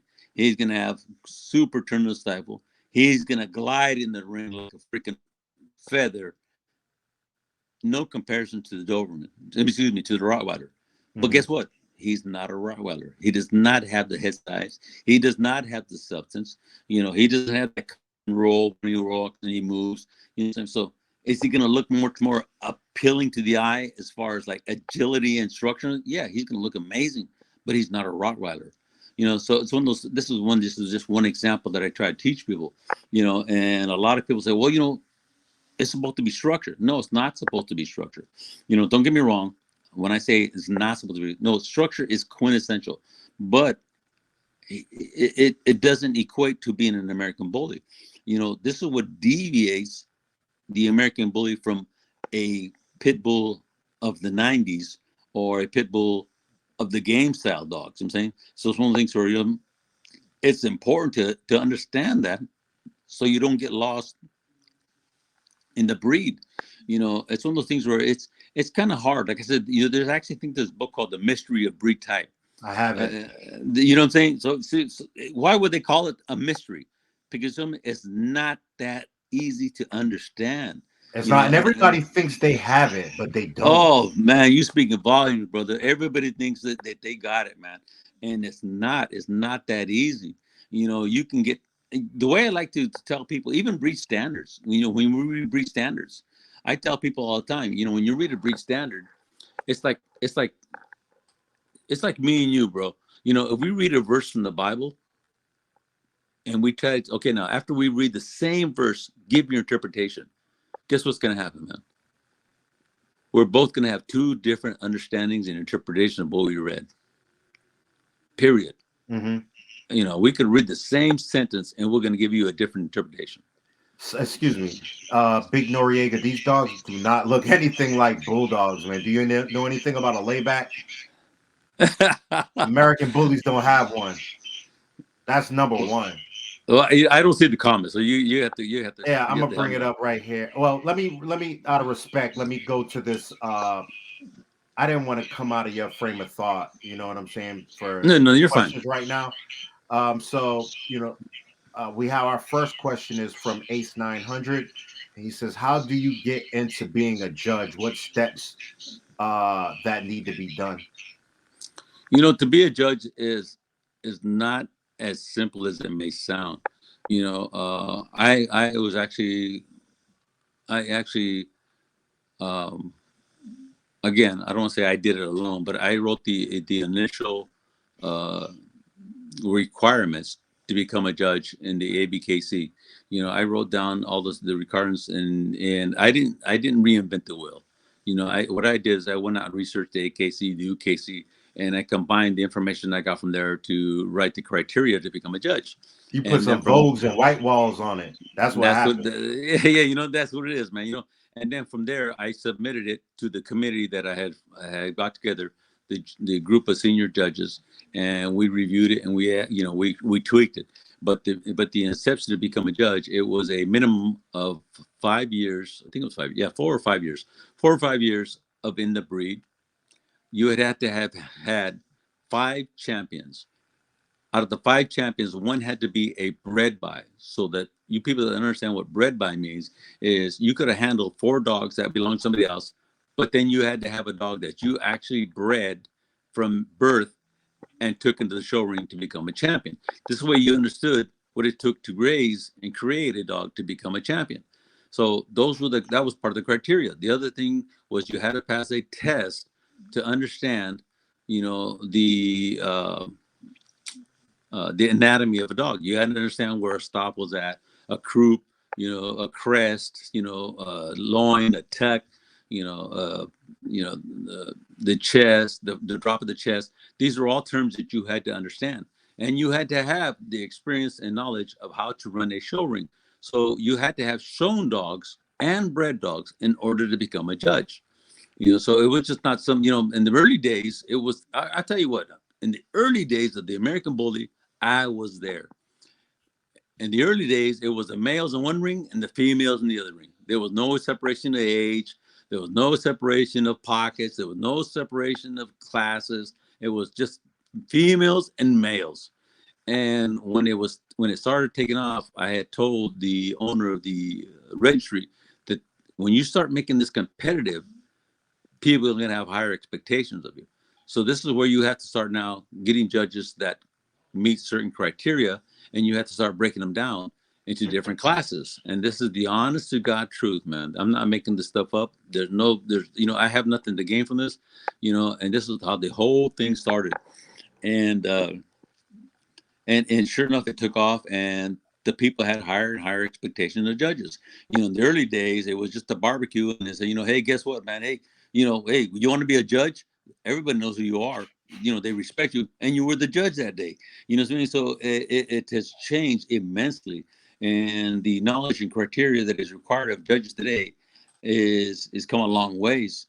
And when I left the registry, some of these registries, they abandoned the requirements, and some of the judges that are in there today didn't meet the requirements of having, Trust me, a lot of us noticed.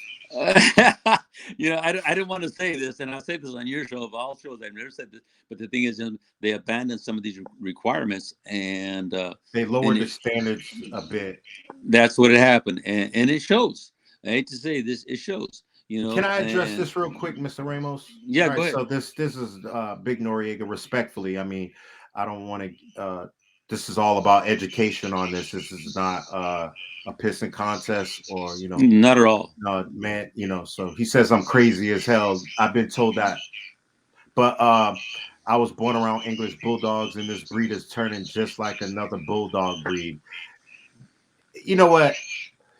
This is asinine to me, because people say that, right? But where's your proof that this is turning into another bulldog breed? Can you address that, Mr. Ramos? I would love to address that. Mm-hmm. Truth be told, the pit bull and the American Bully are actually descendants of bulldogs. So to say that they're not bulldogs is not going to be truthful. To say that there are bulldogs in them, it is truthful. It's a truthful statement. But to say that they're American bulldog, or that they're bulldog, is far from the truth.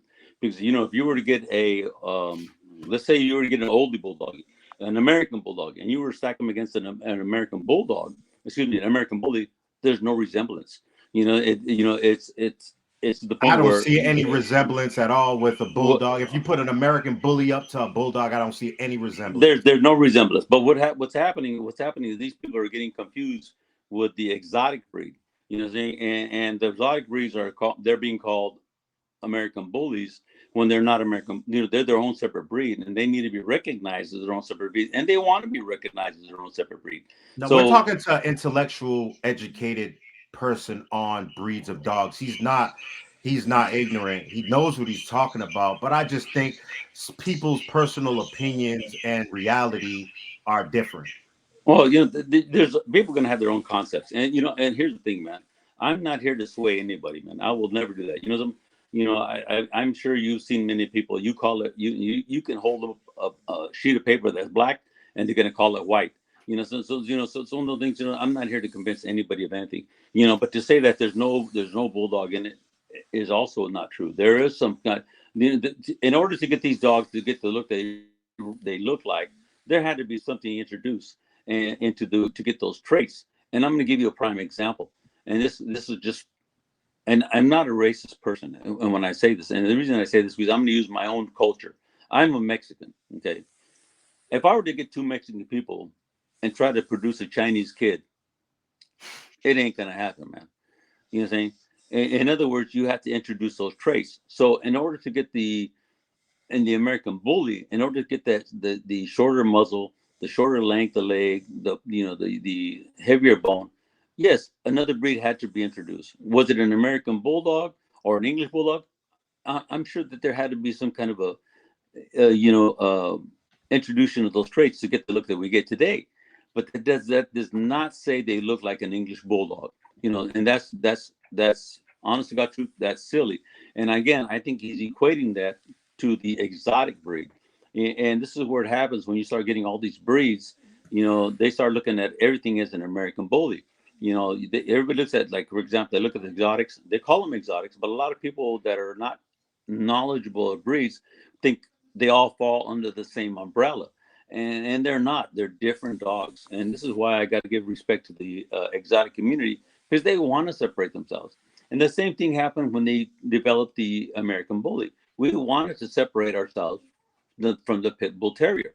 And when I say the pit bull terrier, I'm referring to the UKC pit bull, not the ADBA pit bull, Right. because there's a huge difference in those two dogs in themselves. So to say that these dogs are, they're just becoming a bulldog breed, that means he doesn't understand the concept of the exotic breed. That's the exotic you're looking at. That's not the American bully you're looking at. Let's stay on the American bully, and let's entertain that he is speaking about America, because I speak on American bullies on this channel. Yes, we do speak on all different breeds, but this is the breed that I know and love, and me basically speaking on a whole nother breed it's kind of would be ignorant for me. But well, you're gonna have the people that get. He said the American bullies you can't win like with a lot of people. No. It's like I told you before. You can hold a sheet of paper and it's black, and they're gonna say it's white. And Big Noriega is one of those people. I put the link down there. You can join us if you want, Big Dog. But so the American bully, I know it has bulldog or whatever type of bulldog or Amstaff. Well, I know it has all kind of stuff to make this breed, but why do people act like it's just started with the American bully mixing different dogs to create one breed of dog? I mean, it's every dog in existence that is a breed right now had to have different dogs mixed into that equation, but that doesn't mean it's that dog. You know what I'm saying? No, you're on point. I'll give you an example. You want to hear a crazy example? The Doberman Pinscher. The Doberman Pinscher has Dalmatian in it. Do you see any Dalmatian in that dog? Zero. You're saying so, and this is not me just saying this. Go look it up. Go see how Louis Doberman made the dog. And the American bully. At one time it was introduced those traits, but it is not an exotic and it's not a bulldog. So to say that, it shows your lack of understanding of what's going on. And I will be the first to tell you, I've been doing this. I've been doing this since 1983. I can honestly say, without even knowing this person, I don't think he was even around at that time when I was doing this stuff. I'm saying, so and I'm not trying to down the guy. Believe it or not, he has Mhm. his, he has. I respect his right to believe what he wants to believe in his own opinion. But the thing is, though, if you go to a show ring and you go to an ABKC show, you're going to see the difference in those dogs. So some of those things are, um, yeah, it was probably introduced somewhere, but they're nowhere near being an exotic. And there's a different breed altogether in itself. So I'm not going to sit here and debate with a person that that I don't know him. First of all, I don't know what his history is behind the dog. So I'm not going to sit here and But you are confident in your stance in saying that is not that's not true, because I think a lot of people who speak like that have an agenda. They have some kind of agenda behind their points. So I don't know if somebody that got out of the American bullies, that didn't like the direction that they were going towards. A lot of that happens where there's a lot of people who don't agree with. There was people who didn't agree with the direction of Frenchie was going 100 years ago, and said, you know what, I don't like this, man, and I'm gonna just go my own way. You know what I'm saying? So oh, it's you speak volumes because everyone else. It's like the pit bull. I don't think people really in the community today truly know how old the pit bull is. The pit bull has got to be, and I'm taking a rough guess, and I'm gonna go with a low number, but it's got to be 135 years old.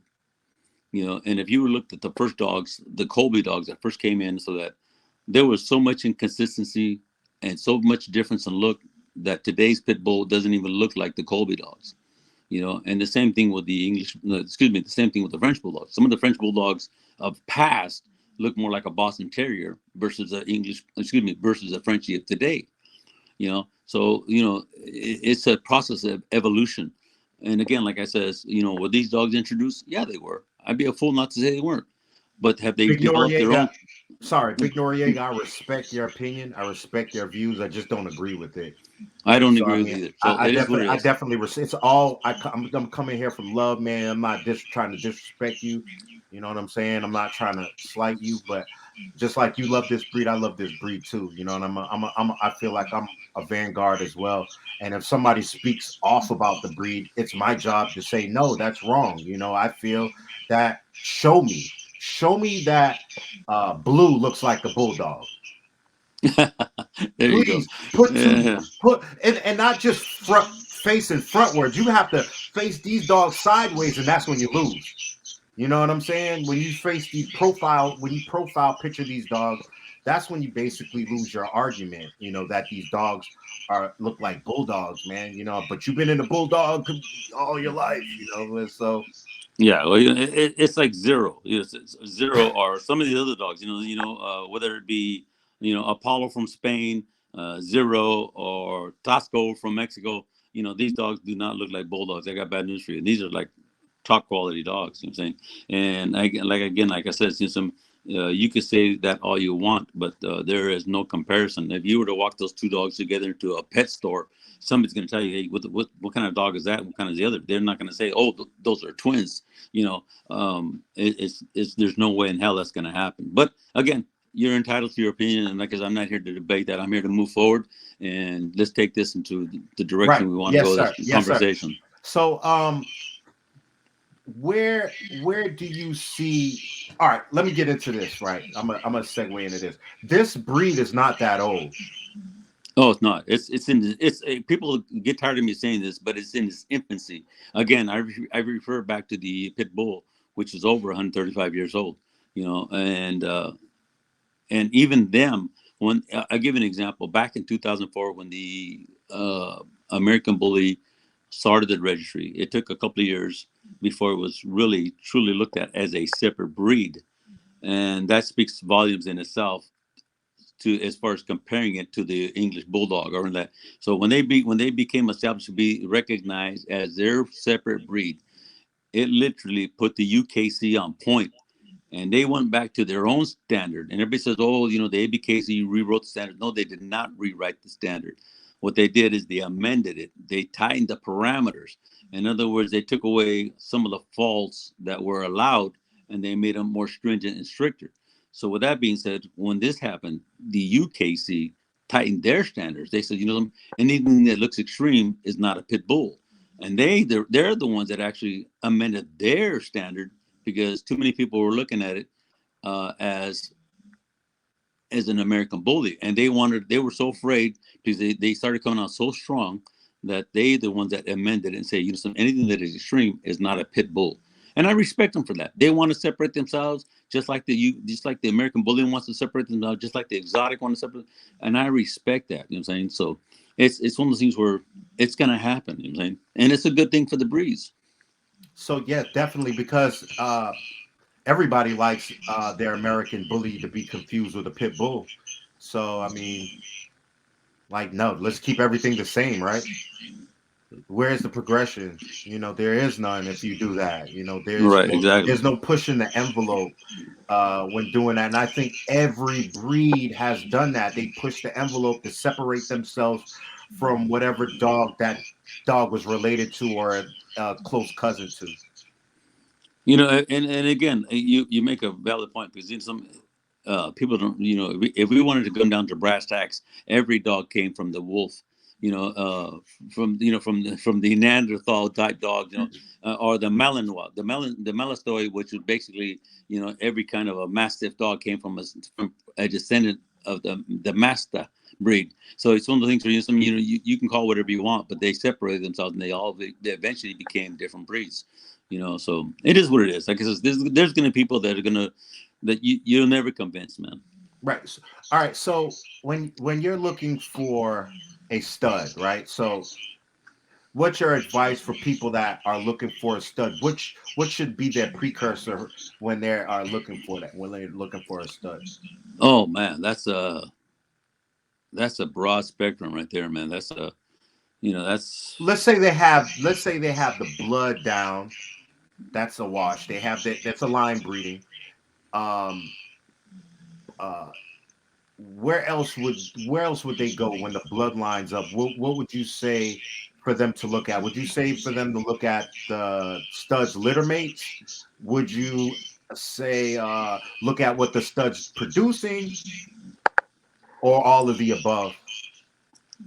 It's going to be all of the above. And the reason I say this is that you may have the bloodline, right? And so many people will swear by bloodlines, the pedigree, the pedigree, the pedigree, but the thing is, though, is, I've seen it 1,000 times where, well, somebody will say, well, my dog is, 10 times Bubba Boa and 8 times Judy Johnson, you know what I'm saying? And so he's got to be this, right? But my answer to that is that, was it the best dogs out of those two lines? Was it these dogs came out of every single dog out of those 10 times and 8 times, were they all the quintessential dog of that line? So it's one of those things where if it's a 10 times piece of shit times 8 times piece of shit, it's a piece of shit. You know what I mean? So it's one of the things that you didn't get the quintessential, you didn't get the cream of the crop off those dogs. You may have been getting dogs that were like subpar to that line. And so when you're selecting the stud dog, you have to look at many factors. The factors being that, what are you lacking in the breed in your own yard? What do you want to add? What do you want to change? So for me to say it's a black and white answer, there's so many variables involved to make the decision on which dog you want to use. I've always been the type of person that, from day one, when I first got into the American Bully, I've always enjoyed doing extreme to clean. That's a phrase or a term that I pretty much, it's been a pop-up hit saying that, extreme to clean. And I like going that way because I've gotten some really great results with it. I like a real clean bitch to a real extreme male. And I got a dog right here that his name is Maki. His name is Double Shot Macchiato. And the dog is amazing, man. And I took him to a very terrier type dog, but had a lot of bully blood behind her. And I took her to an extreme dog, and I got this dog named Maki. And Maki will blow your mind as far as structure. He's a standard sized dog. He is beautiful. And I never take him to show ring. and I got video of this guy, a year old, walking right into a free stack. And I'll send it to you, Joel. That way you can see the dog. But I mean, the dog is amazing, man. And I will show you the parents. And when you see the parents, there's no way this dog came out of those parents. I've never been a guy that's been a paper breeder. I like breeding the Gino Fino. I like looking at the appearance of the dog, and I like doing that route. And don't get me wrong, there's a lot of value in line breeding. But if you're line breeding two dogs that are not the optimal quality of a dog, the paper means nothing to me. It's a waste of breeding. It is. There's a saying I seen a long time ago, and it says, "Give me 1 inch of dog over a mile of paper." And it's one of those things that people never heard before, probably until today. Until I said Hey, it right Al, he hit us with another one because now. Al just said that piece of shit analogy was epic. Yo, he just topped that one. Yeah, so you honestly think about it. And when I read that statement years ago, I was like, wow. Give me 1 inch of dog over a mile of paper. And when they're talking about a mile of paper, they're talking about pedigree. And I'm not saying pedigrees are not bad. Pedigrees are a essential tool to breeding proper dogs. But then you guys have to understand, it's a tool. It's a way of tracing the lineage, and you're hoping that paperwork is on point. And at best, as breeders, I will say this till the day I have my last breath. Breeding, and using all the tools available, pedigrees, geno, pheno, everything, right? At best is an educated guess. We are not God, man. We try to put these together and we're getting a educated guess. This dog looks like this. This was in the pedigree. We put them together. This is how it should, this is what the outcome should be. But at the end of the day, it's up to the dear Lord above, whether you believe in God or some other, entity that's, higher power. It's up to them. But we try to play God and put these tools together to get what we want. And some of us are more successful than others, and the American Bully is a little more tougher. And the reason I say that is because it's a new breed. Now, if I were to take two Amstaffs and I breed two Amstaffs together, you're going to get an Amstaff. There's no guesswork, and you may perfect the breed ever so slightly. But the thing is, it's not like the American Bully, being that it's a new breed and there's still a lot of deviation in the look of the animal. So it's very hard to get a super consistent look right now. That's why we get a lot of deviation in the look. And this is where the show ring comes into play, and hoping that these people will help breeders understand what the look of the dog should be. So, it's I wish it was a simple formulation. You just, pull out your little glue stick and stick this piece onto there and stick it onto there, and you got the perfect dog. But it's not that way at all. Easy. Yeah, it's not that easy, man. I'd have a national winner already right now. But so how do you go about picking your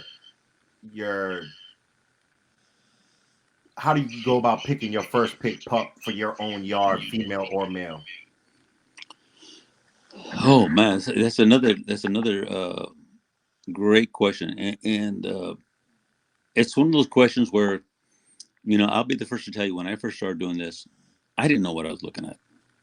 And what I mean by I didn't know what I was looking at, no, I understand I was looking at pit bulls at the time, but I really didn't know what I was looking at. And what I mean by that is that you have to develop an eye. You know what I'm saying? It's one of those things, you can look at dogs all day long, you know what I'm saying? But if you don't really focus on what you're trying to, achieve and what you're after, you have to look at a lot of dogs to develop an eye to understand what the puppy is you're hoping what the puppy will turn out to be when he's fully matured. They change so much, and it's one of those things where, one dog may look bully today, and when he grows up, he's a racy game dog.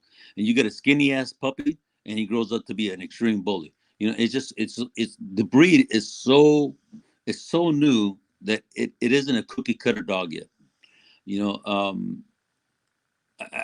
When I start looking at dogs for my own personal stuff, I try to keep structure in the equation, but I also try to keep the fact that he's supposed to look like an American Bully at the end of the day. So if I deviate too far to the structure side, I lose the bully side.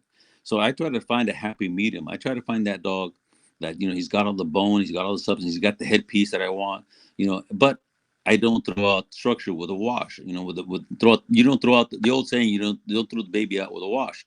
It's one of those things where it's a fine line. Everything is it's I wish I could tell you do this and this and this. It takes years to study and watch and look at puppies. Developing an eye is quintessential, even for judges. This is why you have to have judges have to meet so many years of experience, and they have to develop. That they have to actually breed a puppy to become, to see if it's a champion. This is all in development of having the eye to see what you're looking at. You know, there's actually there's a video, and it's had nothing to do with American Bullies, but it is a video called The Puppy Puzzle. The Puppy Puzzle was developed by the Hastings, as Pat Hastings developed this criteria on how to evaluate AMP staffs. And it, I learned so much from this video because it didn't tell me about American Bullies, but it gave me an idea of what to look for in puppies. It told me what to look for as far as, head shapes, feet, rear assemblies, front assemblies. It was actually a pretty amazing video. And you could, like I said, I think you can find it on YouTube, but they sell it. They have a book as well. Yes, it's amazing. The Puppy Puzzle it's one of those things that it's a hidden gem that a lot of people don't know about. And again, it only is for one particular breed, but the basics and fundamentals of understanding puppy structure and dogs is there for you. And now it's up to you to take it that extra step further to see what an American Bully puppy looks like. So it's I mean, these are just little gems that I found that I think that were helpful to me in developing what I learned today and how to develop an eye to what I was looking at. You know what I'm saying? So again, Pat Hastings, and I can't remember her husband. I think it was this husband and wife team. I actually got a dog that was actually evaluated by them, and they said the dog wasn't going to win the show ring because he was at that time he was a Duluth, and the Duluth being a blue fawn in the Amstaff world was not like a real desirable color. But I took the dog and he kicked ass, man. It was one of my first dogs, and I just admired, and he taught me a lot of things. And this is where people, again, I got to go back to saying the dogs will teach you. Everything they're teaching a dog something. Trust me. You may not realize it, but that dog teaching you something too, man. So it's one of the things where it takes a long time, to develop an eye to understand. This is why I tell people when they tell me, how do you pick a puppy? What's a piece of advice? My advice is look at as many litters as possible and look at their parents and their grandparents. That way you start to understand what you're looking at. Because sometimes you may look at a puppy and he may be like, oh my God, look at this puppy. But guess what? He may be the anomaly. He's the freak of the entire lineage of that dog. And everything behind him is a freaking game dog. And this guy turned out to be a freak and he looks like a rhinoceros. So it's one of those things where you want to see rhinoceroses through the entire lineage of the dog. You don't want to see just him and everything behind him is a stick figure. So it's one of the things where it takes a lot of time, and I wish I could tell you that it was just that easy, but it's not. We have a wonderful question from Poe Family Bullies. Mr. Ramos, can you tell us what the stud books being open means for the breed, how it affects the breed, and what will it look like when they are closed? Well, first of all, the stud books aren't open. What they mean by open stud books, that means that they're allowing F1s to come into the registry. There's these dogs that are truly mixed breed, and in my honest opinion, if they would have been honest since the inception of the American Bully, I think it would be more consistent and further along in its development. So right now, the books have been closed, and they've been kind of like, having a closed eye to dogs that were truly mixed breed. So some things that if they would have been honest about it, I think they would have been further along. And then after so many years, you close the stud books. So when you say you have open stud books, that means you're open to single registered dogs. In other words, dogs that don't have traceable lineage. So it's one of those things where, again, these are great questions, but they're very complicated. I wish it was just a cut and dry answer. I wish it was black and white, but it's not. It's one of the things where if they were truly open the books and they were doing it, showing people what they did to develop the dog. And this is why in the very beginning there was a lot of inconsistency in breedings because nobody knew what was on the pedigree. The pedigrees were a mystery. I had a breeder tell me when I first got into the American Bully, he told me, to get a great American Bully run, you got to know where the bulldog was in the pedigree. And that may sound kind of corny and crazy, but if you really think about it, he's trying to tell you, the closer you breed to that true F1, the more you're gonna get that bullier look on the dog. Because I will tell you this right now, everybody says it was selective breeding. I can tell you right now, if I were to get two ADBA game dogs and breed them for the next 20 years, I'll be damned if I get an American Bully. You know what I mean? Unless those traits were introduced somewhere, you're not going to get that size. Because you're looking at two dogs that are very racy, very athletic, very gamey, and it'd be a snowball's chance in hell to get an American Bully out of that in 20 years, unless you add those traits. Right. So I mean, we got Big Noriega, Big Knowledge Noriega, I should call him. He says the stud books are still open, just to the masses. They're not open to the masses. They're not. Now, are there individuals that can sneak in? Yes, there are. I will be the first to tell you they are. You know, and to say that they're not, that it's open is not true. You do a bunch of F1 readings and go tell Dave, hey, Dave, I want to let these into the ABKC. He's gonna throw you out the door, man. So with that being said, yeah, are there the guys that are sneaking shit in? Yeah, obviously, man. I'd be a fool to say that it didn't happen. So are they open officially? No, they're not open officially. Awesome. So before we wrap this up, man, please let everybody know what social media platforms you are on, the name on the social medias, what you got going on as far as like breeding and judging events that you have in the future. Well, first of all, Joel, I want to thank you so much. For allowing me to come on your show. I'm honored to be a part of it. I've witnessed you come from a long ways, man. Like I remember you as a first time participant in the show ring, and you have matured and grown into something very special for our community. And I don't think people understand that when you come and you do your platform here, it's not something that you did overnight. You grew yourself, man. You educated yourself. You did a lot of great things to be where you're at today. So for that, I commend you and I thank you for allowing me to be a part of this cast. You know, as far as the American Bully and so that, I have high hopes for it. I think it's an amazing breed. I think it's going in the right direction. We're going to have these situations where everything goes off course every once in a while.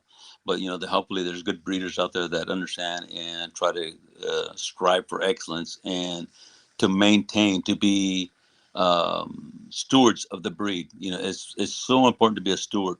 We can sit here and we can have you always hear the old saying, well, it's my vision. No, it's not your vision. There's a written standard. This has nothing to do with your personal preference or vision.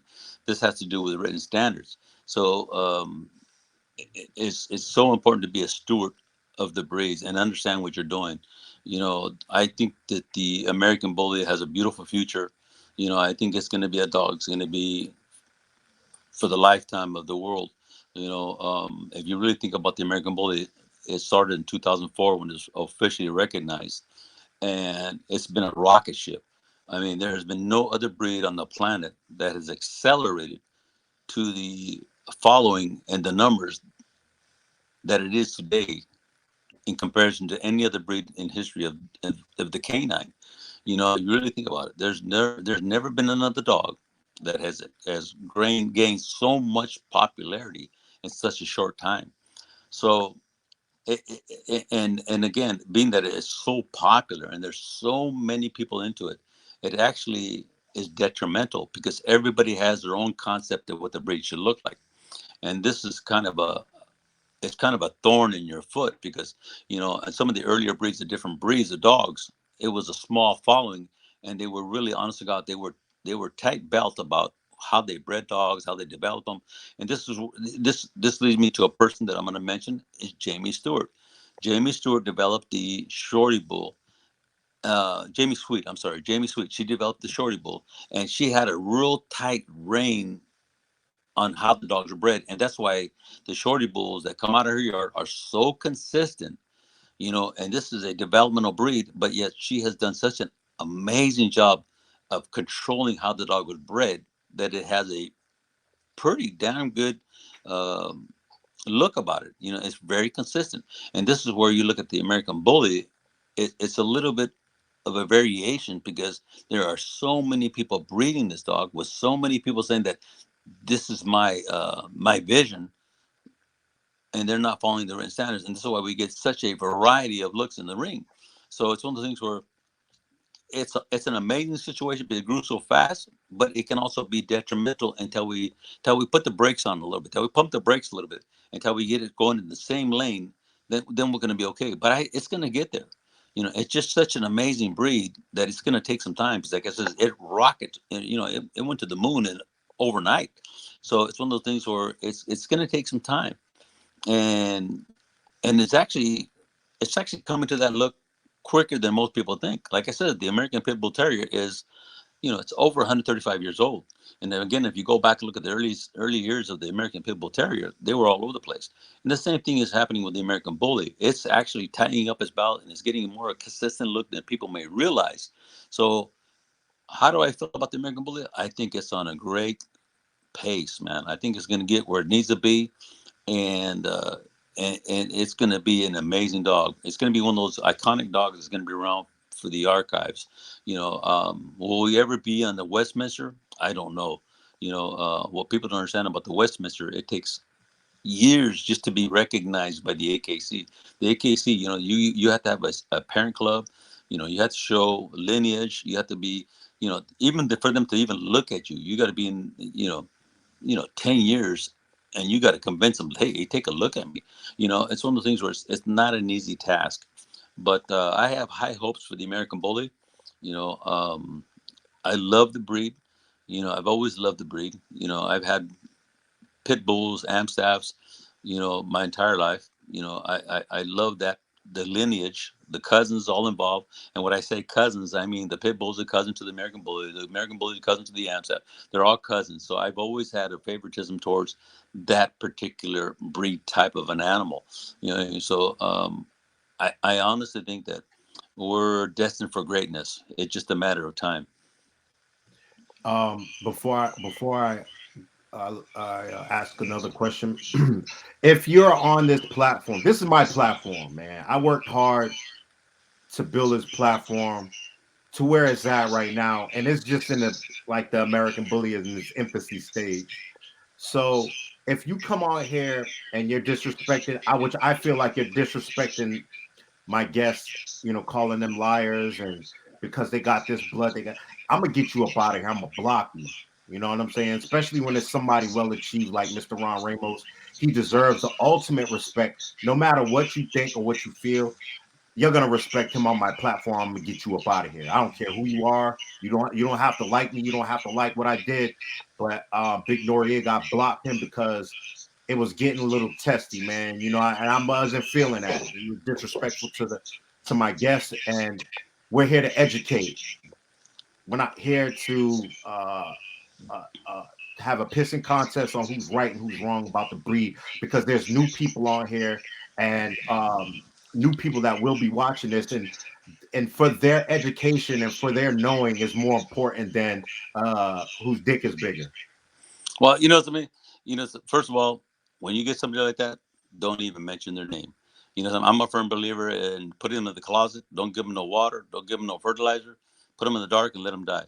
Some things. Even even bad publicity is good publicity. So then people like that on your platform, don't even give them any recognition, man. You're gonna have those people regardless. This is one guy out of thousands. So Oh, he's not the only person I've had to get rid. I've blocked a few people. Trust me. Yeah, I believe that. It's one of the things where you say, man, something. Again, this is your platform. You come a long ways. You deserve where you are at today. It didn't fall in your lap. It's something that you developed, you created, you grew, And the same thing with myself. I've been doing this many, many years. I don't have to prove myself to no one. I've been so blessed that I have such a great following and such a admiration and respect for my community. But it's mutual. You know, I never have thought I've been above anybody else, man. I've always been that guy. It's an open door. I'm still waiting for you to come visit. Anybody that knows me knows that. You know what I mean? It's an open door. I'm not. Trust me, man. You I'm know. gonna make it my way out there, man. Me and Tone, we're gonna come out there together. Yeah, you're more than welcome. It's one of those things, like I said, I have nothing to prove to nobody, man. You know, if I ever got to prove anything to me, it's got to be, I got to prove to myself. I have nothing to prove to anybody, man. You know, my longevity, the respect that I get, not just from my community, but globally, is it speaks volumes. I don't have to pump my chest up. I don't have to act like I'm somebody special. My followers, my community, I cannot thank them enough, man. There will never be a pop-up pit without people like yourself and all the many people that have given me, you know, the accolades and praise. I sometimes I feel like thank you is such a small word to say to my community. I just feel like I wish I could give a global hug, man, because I love my community, man. They've been so good to me, man. My YouTube people, man, y'all on YouTube, man. I please like, subscribe, and share this video, and I really appreciate it, man. Uh, we work hard, man, to get these interviews, to get certain people on. I scramble a lot, man, just to get certain content on here. I don't want to be like any other podcast. I want to be different. You know, I don't want to, uh whose dog got the bigger head. Let's stack up these dogs. You know, that I leave that for the other platforms that work for. But you know, I'm here to educate, man. This is the big thing for me. I want to push for this breed. I want to be one of the vanguards of this breed where they can look back and say, yo, man, Joel had this podcast, one of the first podcasts, and it was straight education. It wasn't bashing anybody. It wasn't bashing the breed. It was pushing the breed forward and bringing the people together in one common cause, and that's the advancement of the American bully breed. To add to that, just so you people know, man, I met Joel. It had to probably be his first show that he ever entered in a show ring, you know what I'm saying? And 2015. 2015, and to witness what he has done since that point to now is honestly, it makes me very proud of this gentleman. You know, from his first show to, you know, having an established dog that is recognized globally, you know, to a platform where he's educating. You know, he does a lot of holistic stuff, which I admire. You know, I'm telling you, man, I have nothing but admiration for this gentleman, and so, you know, I mean, honestly, God, truth, follow this guy, man. He brings great content. You know, as far as like myself, you can find me as OG Ramos on Facebook, and that's the Mr. Papa Pit on Instagram. And for those people that know me, it's always been an open door. You know, I'm always here to help people. I have never turned anybody away. I don't go without ever not answering my emails. I will answer every email that comes to me, every question that comes to me, you know, good, bad, or indifferent. I will sit here and I will try to give you my opinion. I'm not going to force feed you to believe something you want to believe in. You know what I'm saying? I'm just here to try to help you along your path, man. Whether it be good, bad, or indifferent. You know, I'm not the guy that's gonna. I don't feed your dogs. I don't pay your rent. So, you know, if you want to hear what I have to say, that if I can feel like I can help you, by all means, I will do my best. And the same thing with Joel. Joel's here to help you. He's here to try to educate you. He's not force feeding anybody, man. You know, we don't pay your bills, man. So it's one of the things where we do this because it's a passion. We love what we do. I love my people in this community. I will do whatever I can for my community. And with that being said, you know, thank you so much. Well, I appreciate Thank you, you, man. Mr. Ramos. I appreciate you having on. You have a wonderful night. You tell the wife I said have a blessed night, man. All right. Peace. And All we'll right, see you in show peace. ring. Yes, sir.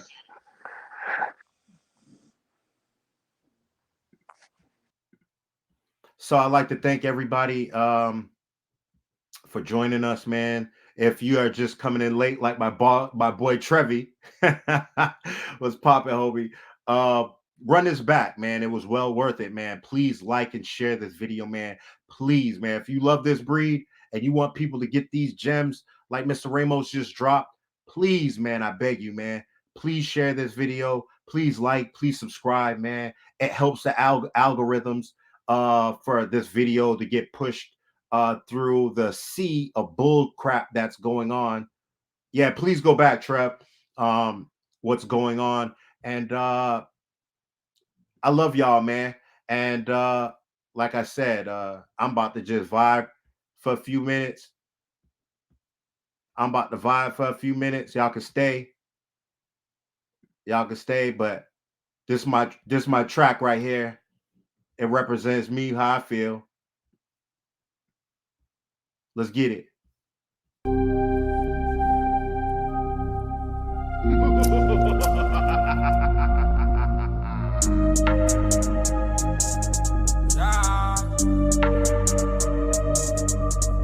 Kwaku killer don't lie when I say I did it. Big stars, big cash my way, but still I found it. Under 1 minute, still I can't believe. But I can't blame myself for this shit. I knew man them was born for this shit. Of course I fucked up. Who never fuck up? Hands in the air. No hands. Still I can't believe.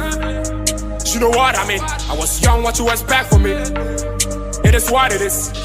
But I keep going, no. More like a rolling stone, cause I have no stopping time. Can nobody stop a man? Oh, I keep going, no. More like a rolling stone, cause I have no stopping time. Can nobody stop a man? No, I'm gonna run my race. I'm gonna keep my pace. Cause I really have no one to play. When I fall again, I can't stand this pain. I can't watch me fail. So anytime you play, remember my name, remember you know a traveler. The name is Kwaku the Hustler. He's been far away, chasing Kuala. I'll be back again, for me coming. I swear on my life, I can't wait to be back. I know you miss me, I know.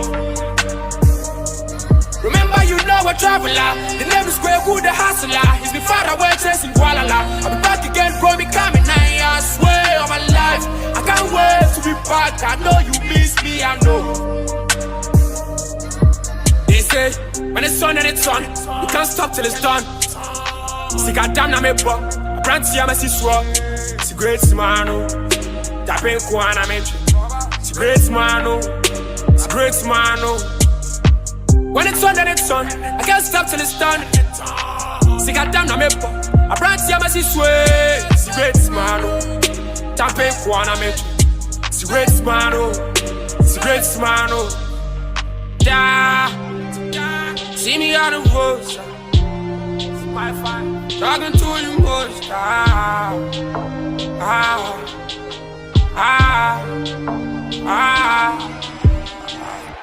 Remember you know a traveler. The name is Kwaku the Hustler. He's been far away, chasing Kuala. I'll be back again, for me coming. I swear on my life, I can't wait to be back. I know you miss me, I know. Remember you know a traveler. The name is Kwaku the Hustler. He's been far away, chasing Kuala. I'll be back again, for me coming. I swear on my life, I can't wait to be back. I know you miss me, I know.